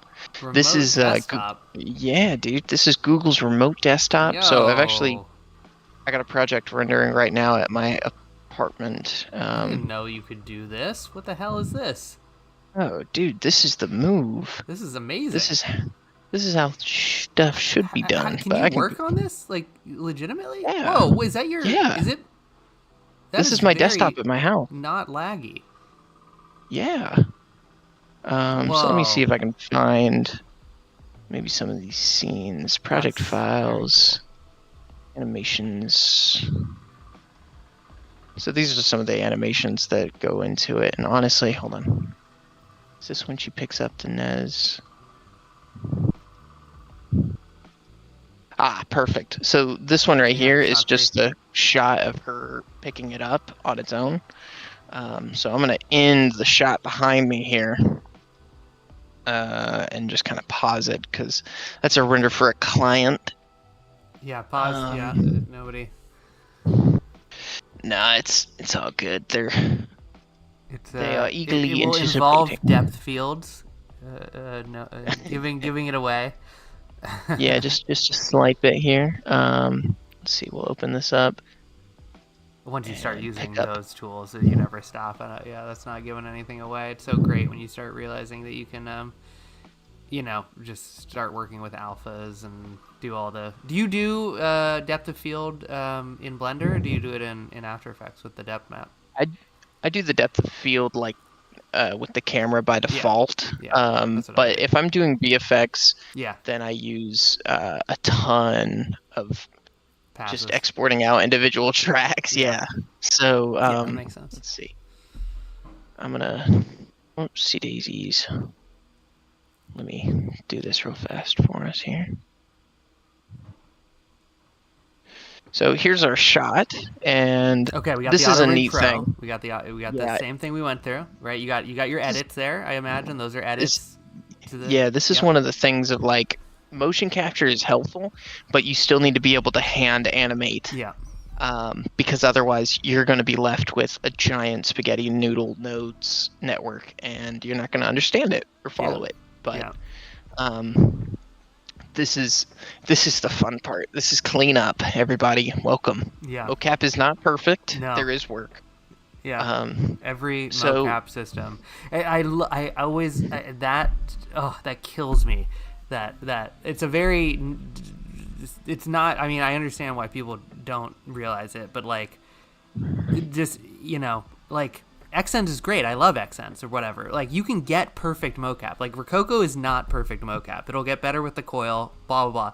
But even if you have perfect mocap, it does not matter because your character will not be the same proportions as you. And so it just cleanup is like I'm it's a always trying part to of the make the point. job. Yeah, it's a part of the job. So if you are always going to have to do mocap cleanup, and you can spend $8,000 less on a Rokoko suit, like to do slightly more cleanup, but you're always going to have to do cleanup, like it's just not a big deal because it just is a part of the process. I don't know. Yeah, But no, I anyway, mean, rant over. it's 100% like Yeah, you I see a can't lot do of that. people when they tell me like, "Oh, well, you're using a mocap, it's easy." I Yeah. just kind of turn on my camera, I stare them down at the eye, and I tell them, "Then you have not used mocap." Yeah. It's not. It's not. And it's nothing like I know that it's not like a personal slam when they're trying to say like, "Oh, well, you're using mocap." Yeah, I know I'm using a tool that I paid a good amount of money for. Now, I'm going to use it to enhance my storytelling. I'm going to use it to improve the way that like my story can be told. So who cares if I spend $3,500 on a motion capture suit? Well, Of course, I'm going to use it. but that's what I'm saying. Like that that's why I don't feel. I mean, that it's like you can pay a lot more than $3,500, right? And it's still gonna be tough. I don't know. It's Yeah, I mean, it's like Rokoko, in my personal experience, and I'm not trying to toot the horn of Rokoko, but for the price point, the quality is exceptional. Yes. I've used Xsense suits before. I've Yes. used that $20,000 one. Yeah. And for me personally, I do kind of prefer in most cases. Now, like something extreme like booking it at Usain Bolt speed, I would Yeah. use the Xsense suit, right? Right. But for most things, the Rokoko suit is perfect Right. for the price. If you just put in a tiny bit of work, like the smoothing. I see a lot of people that use the mocap suits and they don't smooth it out at all. And I get it because it looks okay when you're in, a solid mode view, right? But when you go to final export, then you're like absolutely getting all of your quality taken away. Yeah. Nobody smooths it out.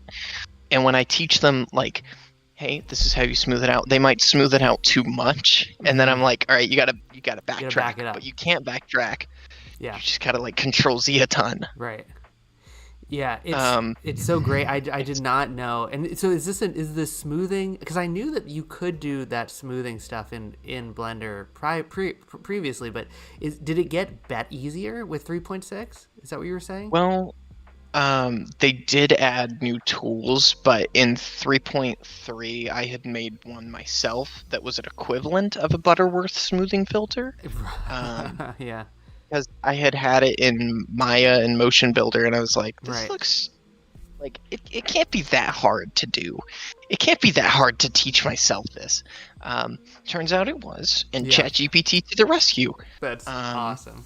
That's so great. But I had built my own little smoothing algorithm that, just kind of resampled the keys to act like how they should. Yeah, take the mean or whatever, take the average and smooth it. Yeah. Yeah.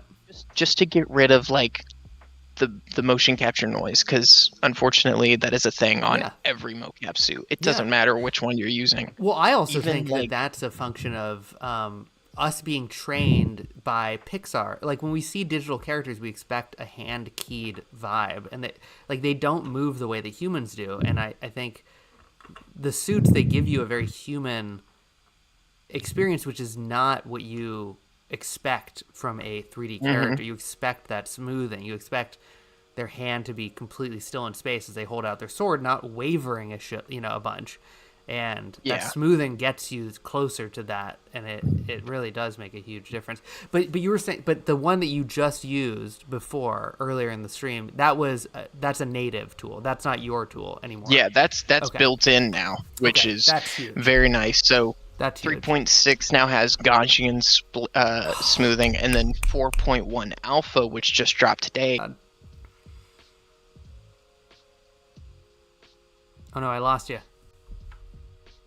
Cut out for a second. I was thinking. Oh. Okay, you're back. Shoot. You're back. Yeah.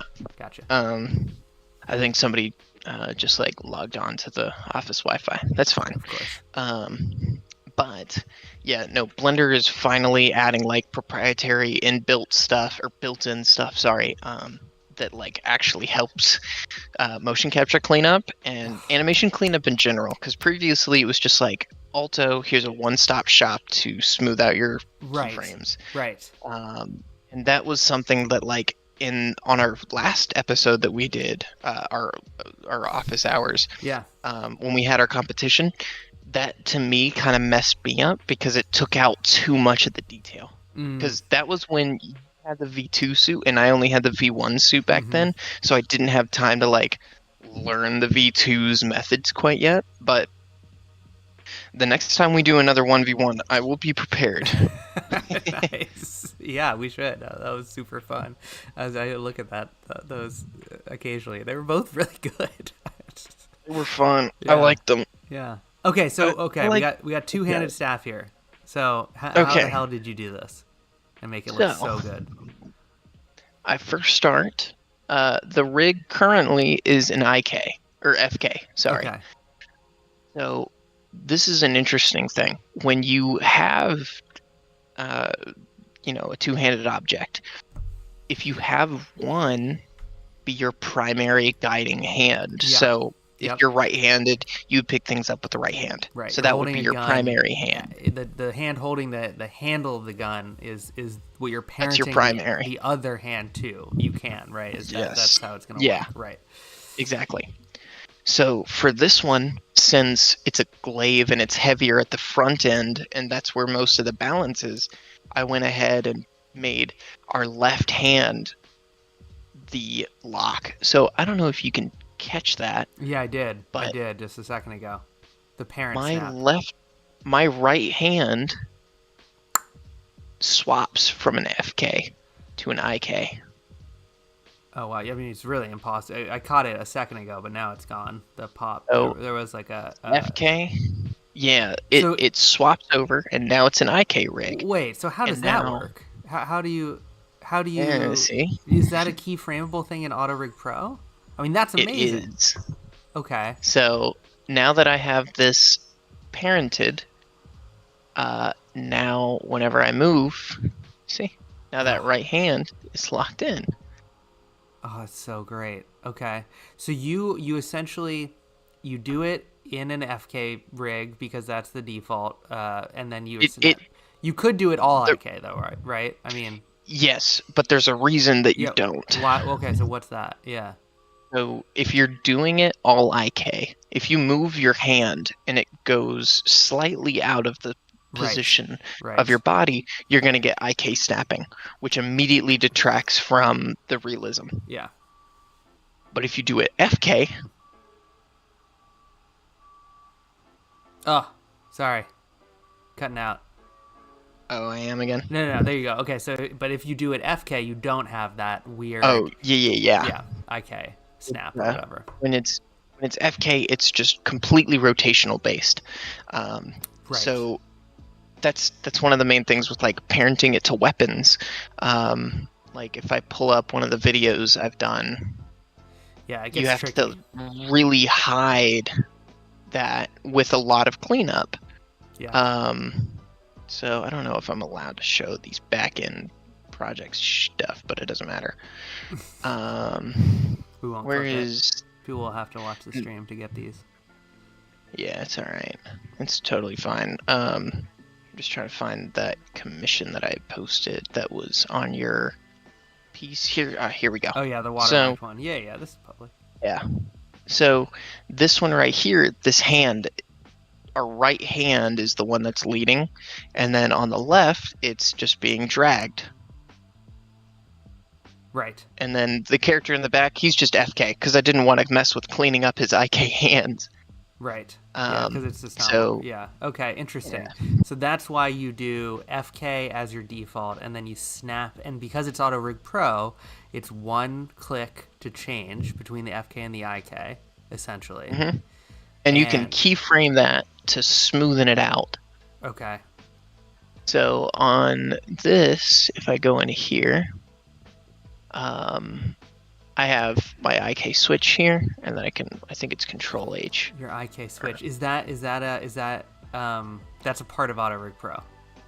Yes. Okay. So the way I've got it is just straight up. And then, okay, I see. Yep. Keyframed over at 1, and then it goes off. So this is like with a little Bezier. FK. Yeah, the FK is swapping away, and it's going into IK, and then the hand picks up, and then it grabs that. It's a lot smoother in the final product because I spent an hour and a half redoing keyframes, and actually did a time lapse of it, which some people thought was funny. But yeah, this was the smoothing of the keyframes to balance everything out to get that shot really where it needed to be was a necessity. So how are you handling the parenting then? So you're switching out to IK, and I got my FK. So right here, and I get it into position, and it's in the right spot, and then I switch to IK, but now I need to parent. Right, my right hand to my left hand, or is it to the glaive? It's to the glaive. So the way that I do it is there a null in the glaive? There is a null. Okay. So what I do is I just have this null just slightly off where it needs to be, because the hand bone is really where your wrist is, where that is. On the right. Character. It's not in your palm. So, it's at the wrist, the controller. Mm-hmm. Right. Yeah. So I've got this over there for an offset, and I can rotate it as well. So on this IK hand, at the same time that it's being applied to become an IK hand, I have a copy rotation and copy location of this null, this adjuster. And that is what's parented to the Nezerax, the glaive, so that way I can rotate and keyframe this, the empty, at the same time that the glaive is being animated, so that way I can do additive keyframing. Excuse me. Yeah, I can lock it into position. I can rotate the wrists to account for quote unquote weight. And I can just do a bunch of other tiny, minute changes that really accentuate the feeling. I did on the... What is the mechanism? So it's copy rotation and copy location? Is what is... Mm-hmm. I guess, are you... in cinema is my only reference for this. What you would do is there's a point at which... I'm parenting, or I'm. I guess how does it know to continue following the glaive's location? That's copy location, rotation? So the empty itself is parented with just a basic, child constraint to the glaive, and then from there the hand is parented to the empty. Okay, but via child constraint, a typical constraint. Yeah. Okay. But it's only taking in location and rotation, and I can keyframe its influence to be either 1 or 0, and then I can Bezier in between, so that way it softens it out. So that's the key right there, right? That's how you lock in. You're keyframing 0 to 1 on the parenting, which you can do with it, which you can do with a child constraint, or is that a special thing? No, Is no, that no. It's a copy location and copy rotation, and that's the constraints. And you just okay? set the influence, and then it will do it for you. So that's a type of constraint in Blender. Mm-hmm. That's like Yeah, I one of the I constraint don't know what types. it is in cinema, but Yeah, it would be in yeah, parent or whatever or something. Yeah. yeah, I mean I'm sure that there is a But there's no comparable slider. piece. There's no built-in. See, that's the problem you run into is there's no, like, it's really nice to be able to key the influence from 0 to 1. Mm-hmm. That's like, that seems key to this whole operation because you set up so you're setting up the null. So you have your glaive, which is parented to your left hand, and then you have a null parented to the glaive, and then you are keying the right hand constraint influence up when you want it to lock in. And because you've set it up with the null connected to the glaive, connected to the left hand, it's all going to work. Is that Yes, okay? that is perfect. Okay, that's good. I when you were doing the breakdown, I kind of like third partied for a second and went, if I was a random person joining into the stream, how complex would this seem? I know. Very.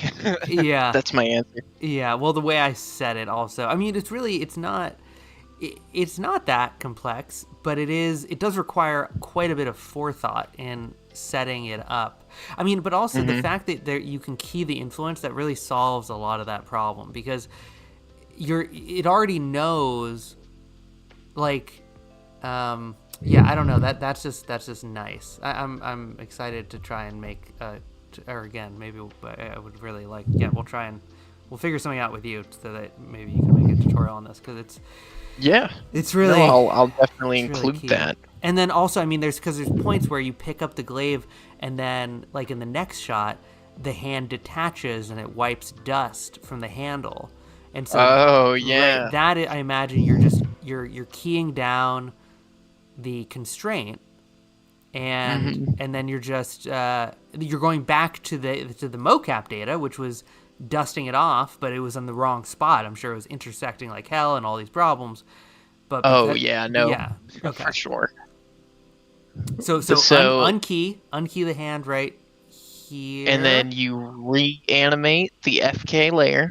You go back and to then the you FK layer, right? Yeah, and then Yep. I go all the way back and just repeat the process. So once the hand flips over, it goes back to an FK, so that way it's nice and constrained. Interesting.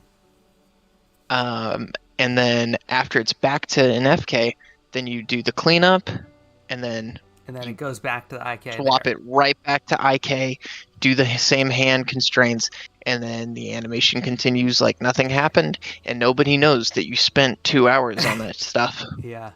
And was it a problem that did you have to change the null location when the hand goes back on, or does it go back to the exact same place that they were holding it before? Yeah, it looks like I move it around just a little bit, but not by much. It's so negligible. Yeah. Interesting. Okay, that's really cool.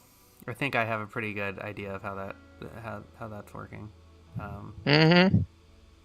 It's such a common problem, right? It's like the most common problem in mocap. I find is you just want to be holding the bottom of the pistol when you're shooting it, and it's like it's such a nightmare to get that hand to follow the other hand. But like with the pistol example, I would have the pistol parented to my right hand, and I would act out my mocap two-handing the pistol, and then in post I would have this IK rig, and I would just basically swap it from FK to IK because I would have already put a null on my pistol, and then connect the null on the pistol to the left hand and IK it on, and yeah. Anyway, I think that is pretty clean. I mean that's very clean. It seems like.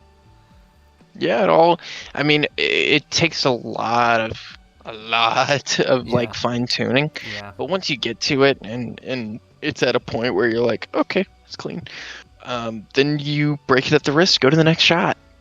Oh man, we're gonna have to send you a coil to play with at some point because that stuff is really pretty crazy. I I would very much love that. I know. Yeah, and you would because I've got. yeah. Dude, here, hold on. Let me just really quickly here. I'll show you a little bit of the studio space because this is a little sneak peek Yeah. at what I've got going on over here. And I guess for the audience as well. So I'm gonna turn on my camera. Yeah. And all right, we're back. We're live. Yep. Welcome. Yeah, So let's see I'm this. gonna... It's so awesome that you guys have this space. Let me turn up my volume. Can you still hear me okay? Yeah, got you. Yeah, gotcha. Perfect. You'll see I'm balding. I'm gonna try not to talk because I think we got an echo. Oh no, no we don't. Never mind. Ugh, what a great spot. So this is just a little bit. This is a little behind the scenes here. Where are you guys at? Where are you again? You're East Coast. We're located straight in Atlanta. Ugh, it's a great space. There we go. So, and we've got a whole area that we're gonna be working on later down the line, but this is a super space. If anybody's local in Atlanta and they need a studio rental, Rise Studios is the place to go. Hell yeah. This is everything you could ever need. It's perfect down here. And good people. Yeah, dude. I mean, this is the perfect spot. Everything that you could ever need is here. Yeah. You need lights, we got them. You need camera rentals, we've got them. You need motion capture, VFX, green screen, all that stuff, you've got them right here. It's a perfect one-stop shop for everything in the industry, and it's located in a pretty nice spot in Atlanta. Yeah. So, like, whenever we'll have clients come by, anytime they need something, we've got it.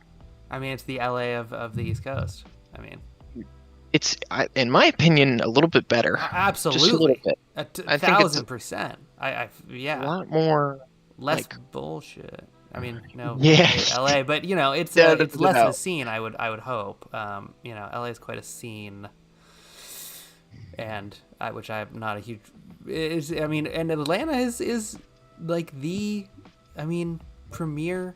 I don't know. Atlanta is the spot. It's the film industry. This is good. Right. Yeah. I think people who maybe don't think of LA, but Atlanta is and Vancouver are better places. I feel like now. Yeah.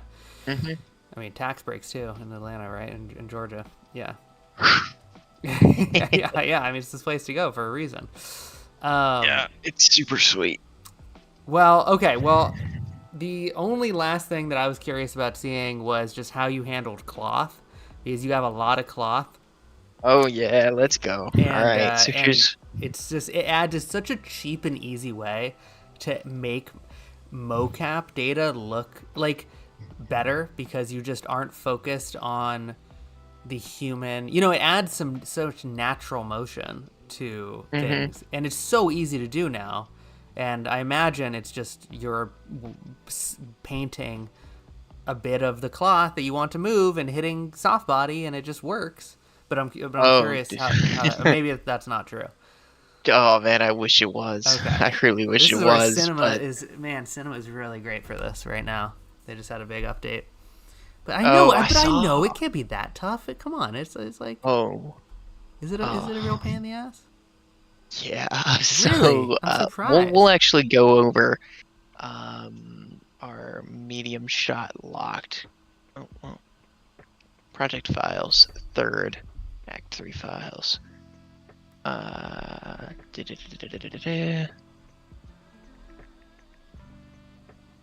So this one right here, this is the same project. This is the same shots that we were just talking about. So I have a blank. I have a blank screen here. Hold on. Is it not loading? Oh, I don't think you just got to reshare. Oh, I just okay. have your Cool. You play some guitar. I saw some guitar stuff.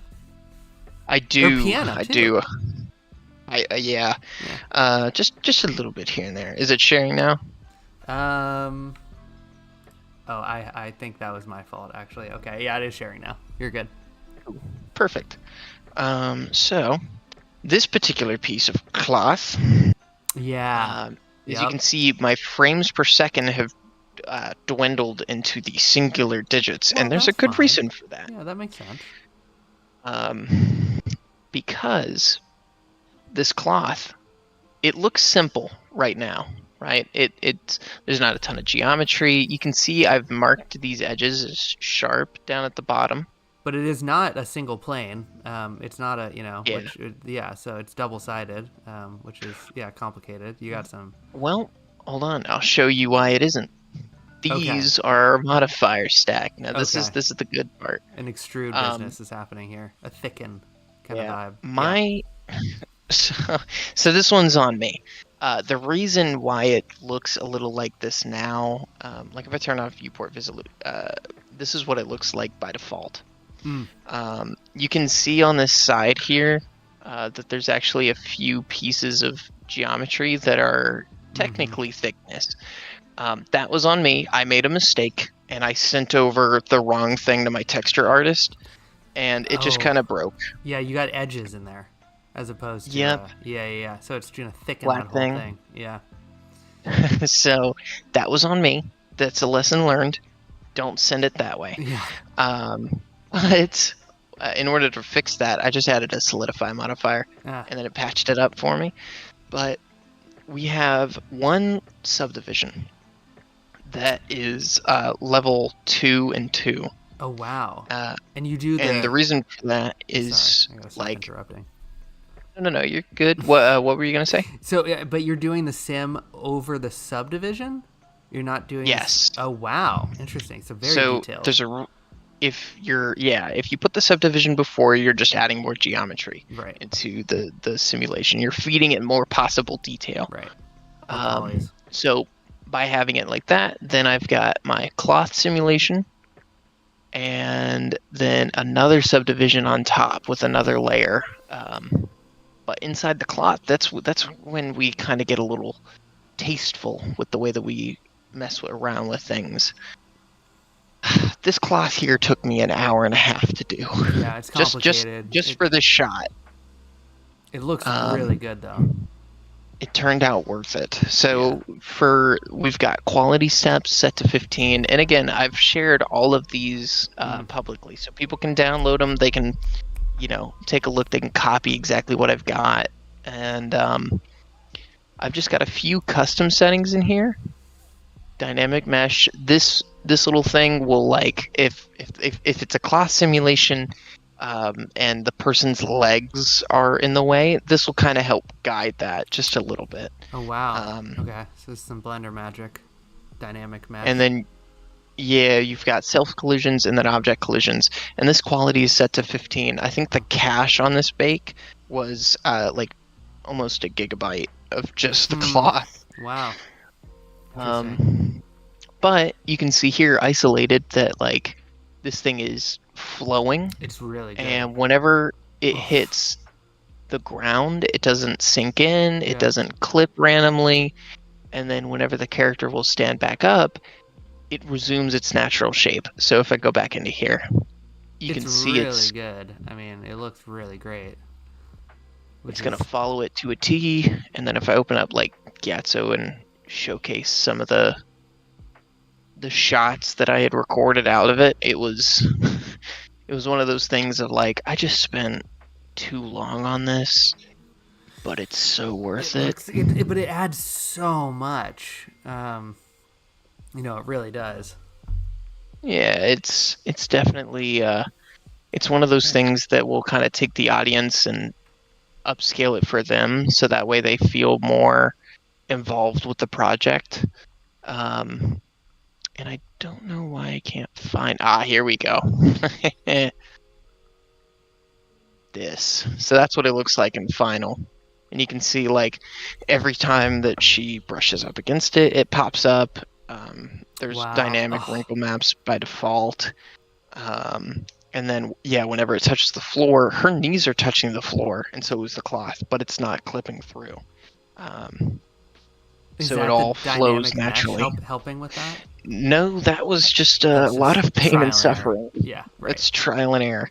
Anytime you get a bake result that you don't like, You have to delete the bake, Yeah. close Blender, and reopen it, and then At, try it again. at least it's not robot legs. Like at least she's got Yeah. solid legs. Like on a mech, that would be so much worse even with like Yep. negative space. Yeah. What was I gonna say about? Oh yeah. So but how isn't why isn't it falling off? Like how are you dealing? So Is it I a constraint? have. Okay, there we go. That's what I was wondering about. Yeah. This is our white paint. Yep. Yep. So Yep. these are all the vertex groups that come default with the character. I just make a new one that's called cloth. Okay. And when I'm doing that, I just kind of go from the top down. Right. I hit Alt, and then I can just paint down. Right. And by holding Alt, you get a gradient by default instead of like hitting T and then going over to gradient, selecting linear, Right, and then doing it. A little bit more. 80, 90. Yeah. Yeah. Yeah. 10%. Yeah, right. So this way you can just speed through it. And then after I get just the basic weights done, I go on to the character, and then I make sure that they've got collision. And all these are like the super small settings. And I've gone over the collision stuff. And in the Destiny model ripping server, if people are inclined to join, they can just search best cloth settings, and it'll show up with my message with screenshots of everything, explanations on how to do it. If it breaks, this is what you got to do, just so that way they could be like fully satisfied. So awesome, And if somebody goes into the fine tuning for 4 hours, then they'll be able to get some really crazy high quality cloth that just it looks real and grounds out the rest of the environment. Yeah, it just sells everything. I think it's such a and it's even like I try to, like you can do cloth, which is really tough, but then also like a rigid body grenade, that you just have dangling from a belt loop, like any sort of natural simulated movement you can add to mocap. I find it just adds so much to the final result. Dials it in. Yeah, it just your eye is, we're just trained to see complexity in the real world, and so if you can add in enough little danglies or a little secondary motion, it just sells it so much. It can really make it all just look better. I have no idea where my camera keyframes went, but the project's done, so I don't care. Is this cycles? Yeah, so Nezrax Whisper was all in cycles. Do you do mostly? You do cycles for most stuff, right? Yeah, typically stuff? Nowadays it's all cycles, just because I get a lot of comments talking about like the quality and things like that, and they can tell that there's been some thought into it. Like if I open up this one, and this one's Lord, that's a lot higher. I was looking at that. Yeah. People talking about the look. Yeah, it looks like a movie. Just I saw a bunch of those comments. There's so much love. This is like rendering out in cycles can also help a production, because you're able to tell a little bit more of a story with it being physically realistic. So like for this piece, when you have this shot on the back too, you can see on this back reflection for a split second. Oh yeah, you see the Roomba. Yep. And then you're like, oh, well, something's entering the frame on the left, because your character directs it that way. And now you're looking, and it's going left to right, and you're like, oh, what in the hell? And you can see some of the reflections in there. And I thought about like doing a really funny, stupid thing of like importing a photo of me holding a camera on the mirror or whatever, on the glass. So that way they'd be like, oh my god. But oh, like you're there shooting them. Yeah, I thought that would be funny. That would be funny. I like that. Yeah, it would add a touch of realism. Just a tiny, exactly. like at like really low, like 5 opacity, just a little shadow or a little reflection of you. It tracks. Yeah, if somebody catches it and they're like, "What in the hell is that?" Yeah, I just got like my middle finger out. Yeah, I mean I wouldn't do that to the audience. I don't know. But yeah, for most of like my high budget productions, like this Nezrax Whisper was one that I was really trying to put the beans into, Yeah, so well, it shows I had to go again. all out. I mean, it's serving, and I'm sure that it's such a good it's such a good way to show people instantly what you're capable of. So it is. I'm sure it's really good to have it.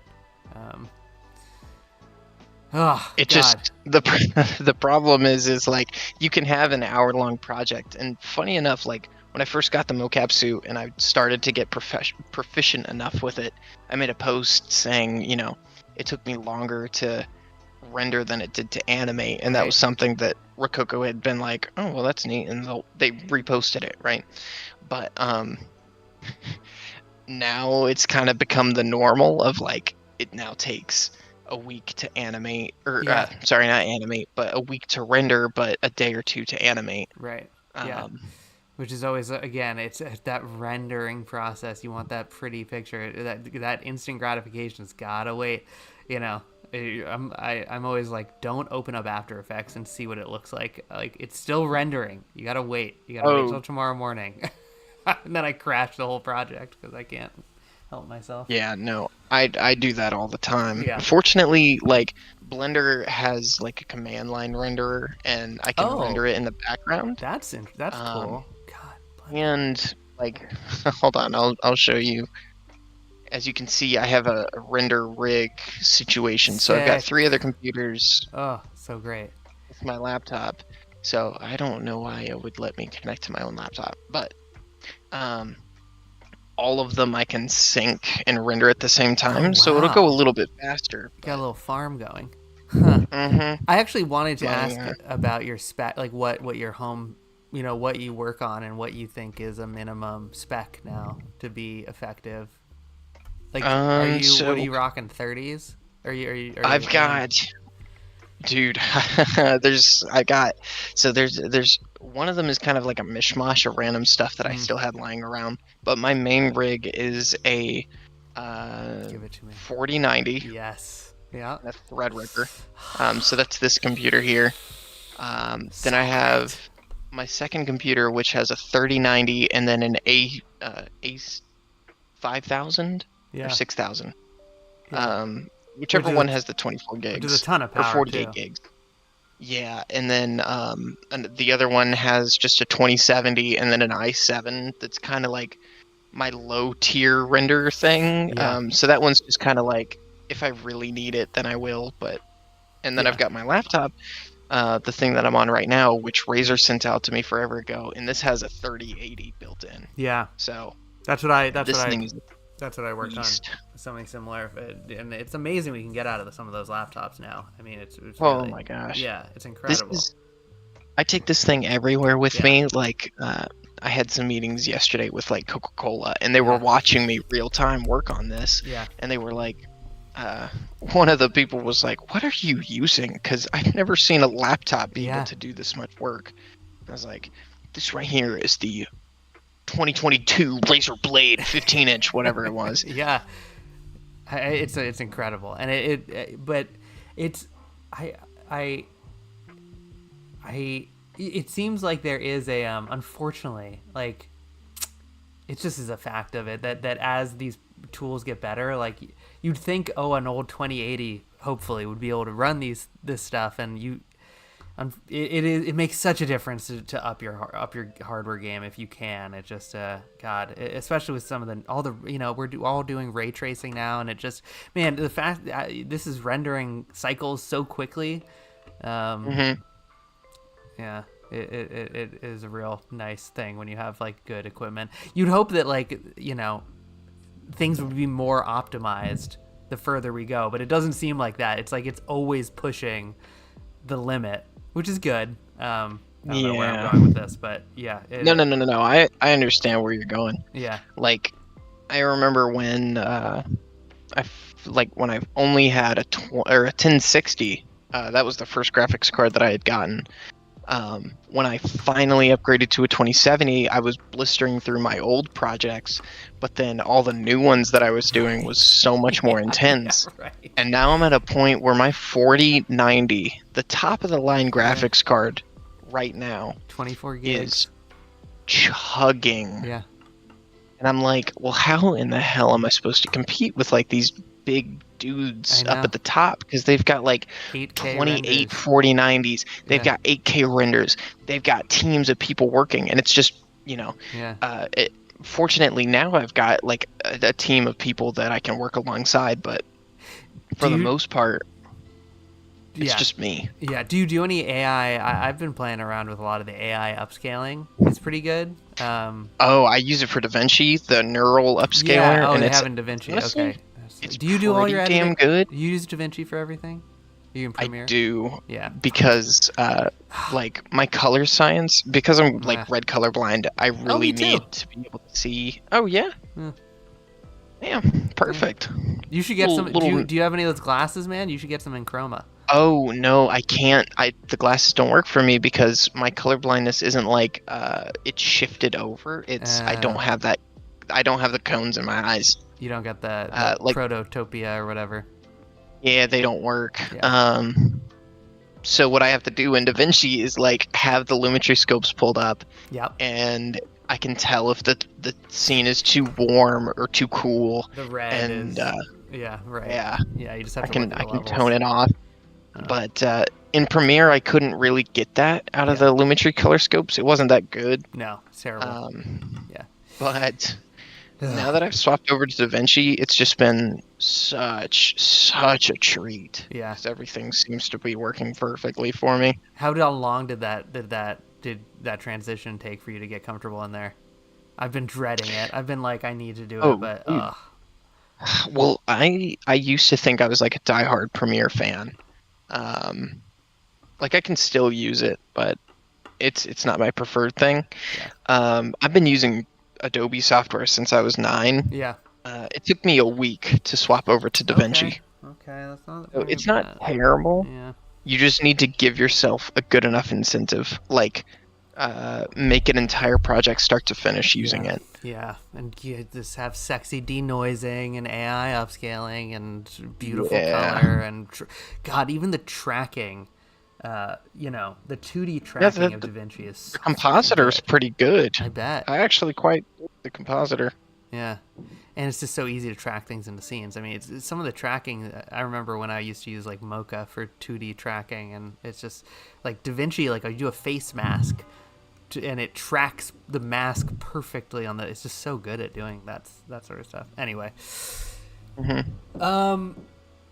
cool, man. Well, I think we're gonna kind of wrap this up. This was so awesome. Yeah, well, thank you for having me, Yeah, man. can you, I I want to really see appreciate it. your pretty face to say goodbye and just Here, hold on, close it out. But I'll wait. I'll wait till you're there we go. there we go. Hold on. Now we're back. Let me put you We're back back up. in business. Yeah, man.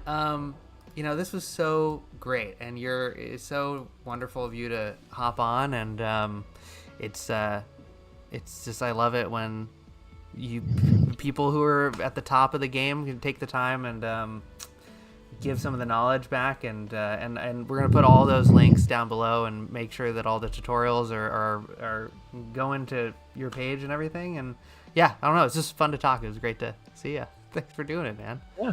Thank you again for having me. Like I always have a good time, and Yeah. I will always happily teach Blender. If anybody has any questions, I will answer them. Okay, we're gonna do yeah. in a couple months. We'll come back and I'm gonna get my workflow better, and we'll do another we'll do another little one-on-one. Yeah, and that'll be good. We'll do some Destiny one-on-one, and I'll do it. I'll do mine because last time I did mine in Cinema. I'm gonna do it in Blender this time, and Okay. that'll be a lot of fun. I'll get spanked again. Well, I'm excited to see where I'll be in a year. I'm excited to see Totally. where like both of us will be, because I follow you on Instagram and I see your badass content. I'm like, Thanks, man. that is cool. I wish I knew how to do that. Because yeah, you mentioned earlier you have a background in motion graphics, and that's something that I like have been itching to kind of get into, but I just haven't had I time. see so many videos on Insta now. There's like a meme that's like Blender's bad for MoGraph, and it's clearly sarcastic because it's playing some gorgeous MoGraph stuff in the background. I mean, Blender's just amazing, you know. It's nothing it can't do, really, and Mhm.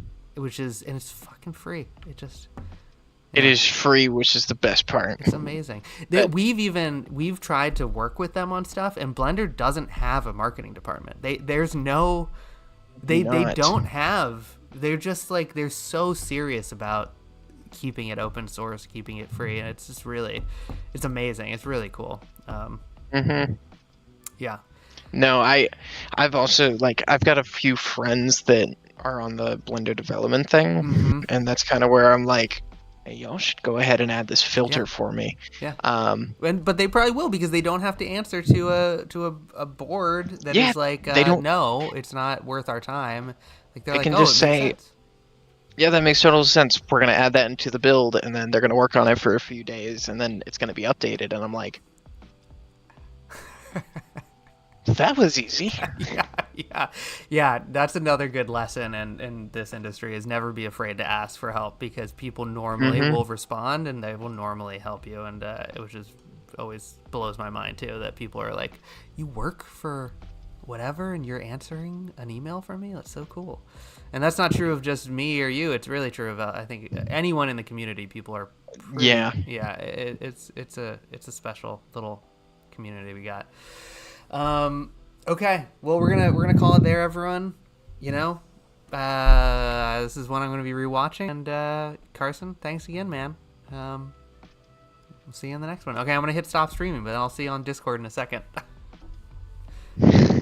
Bye, everyone. See you in the next one.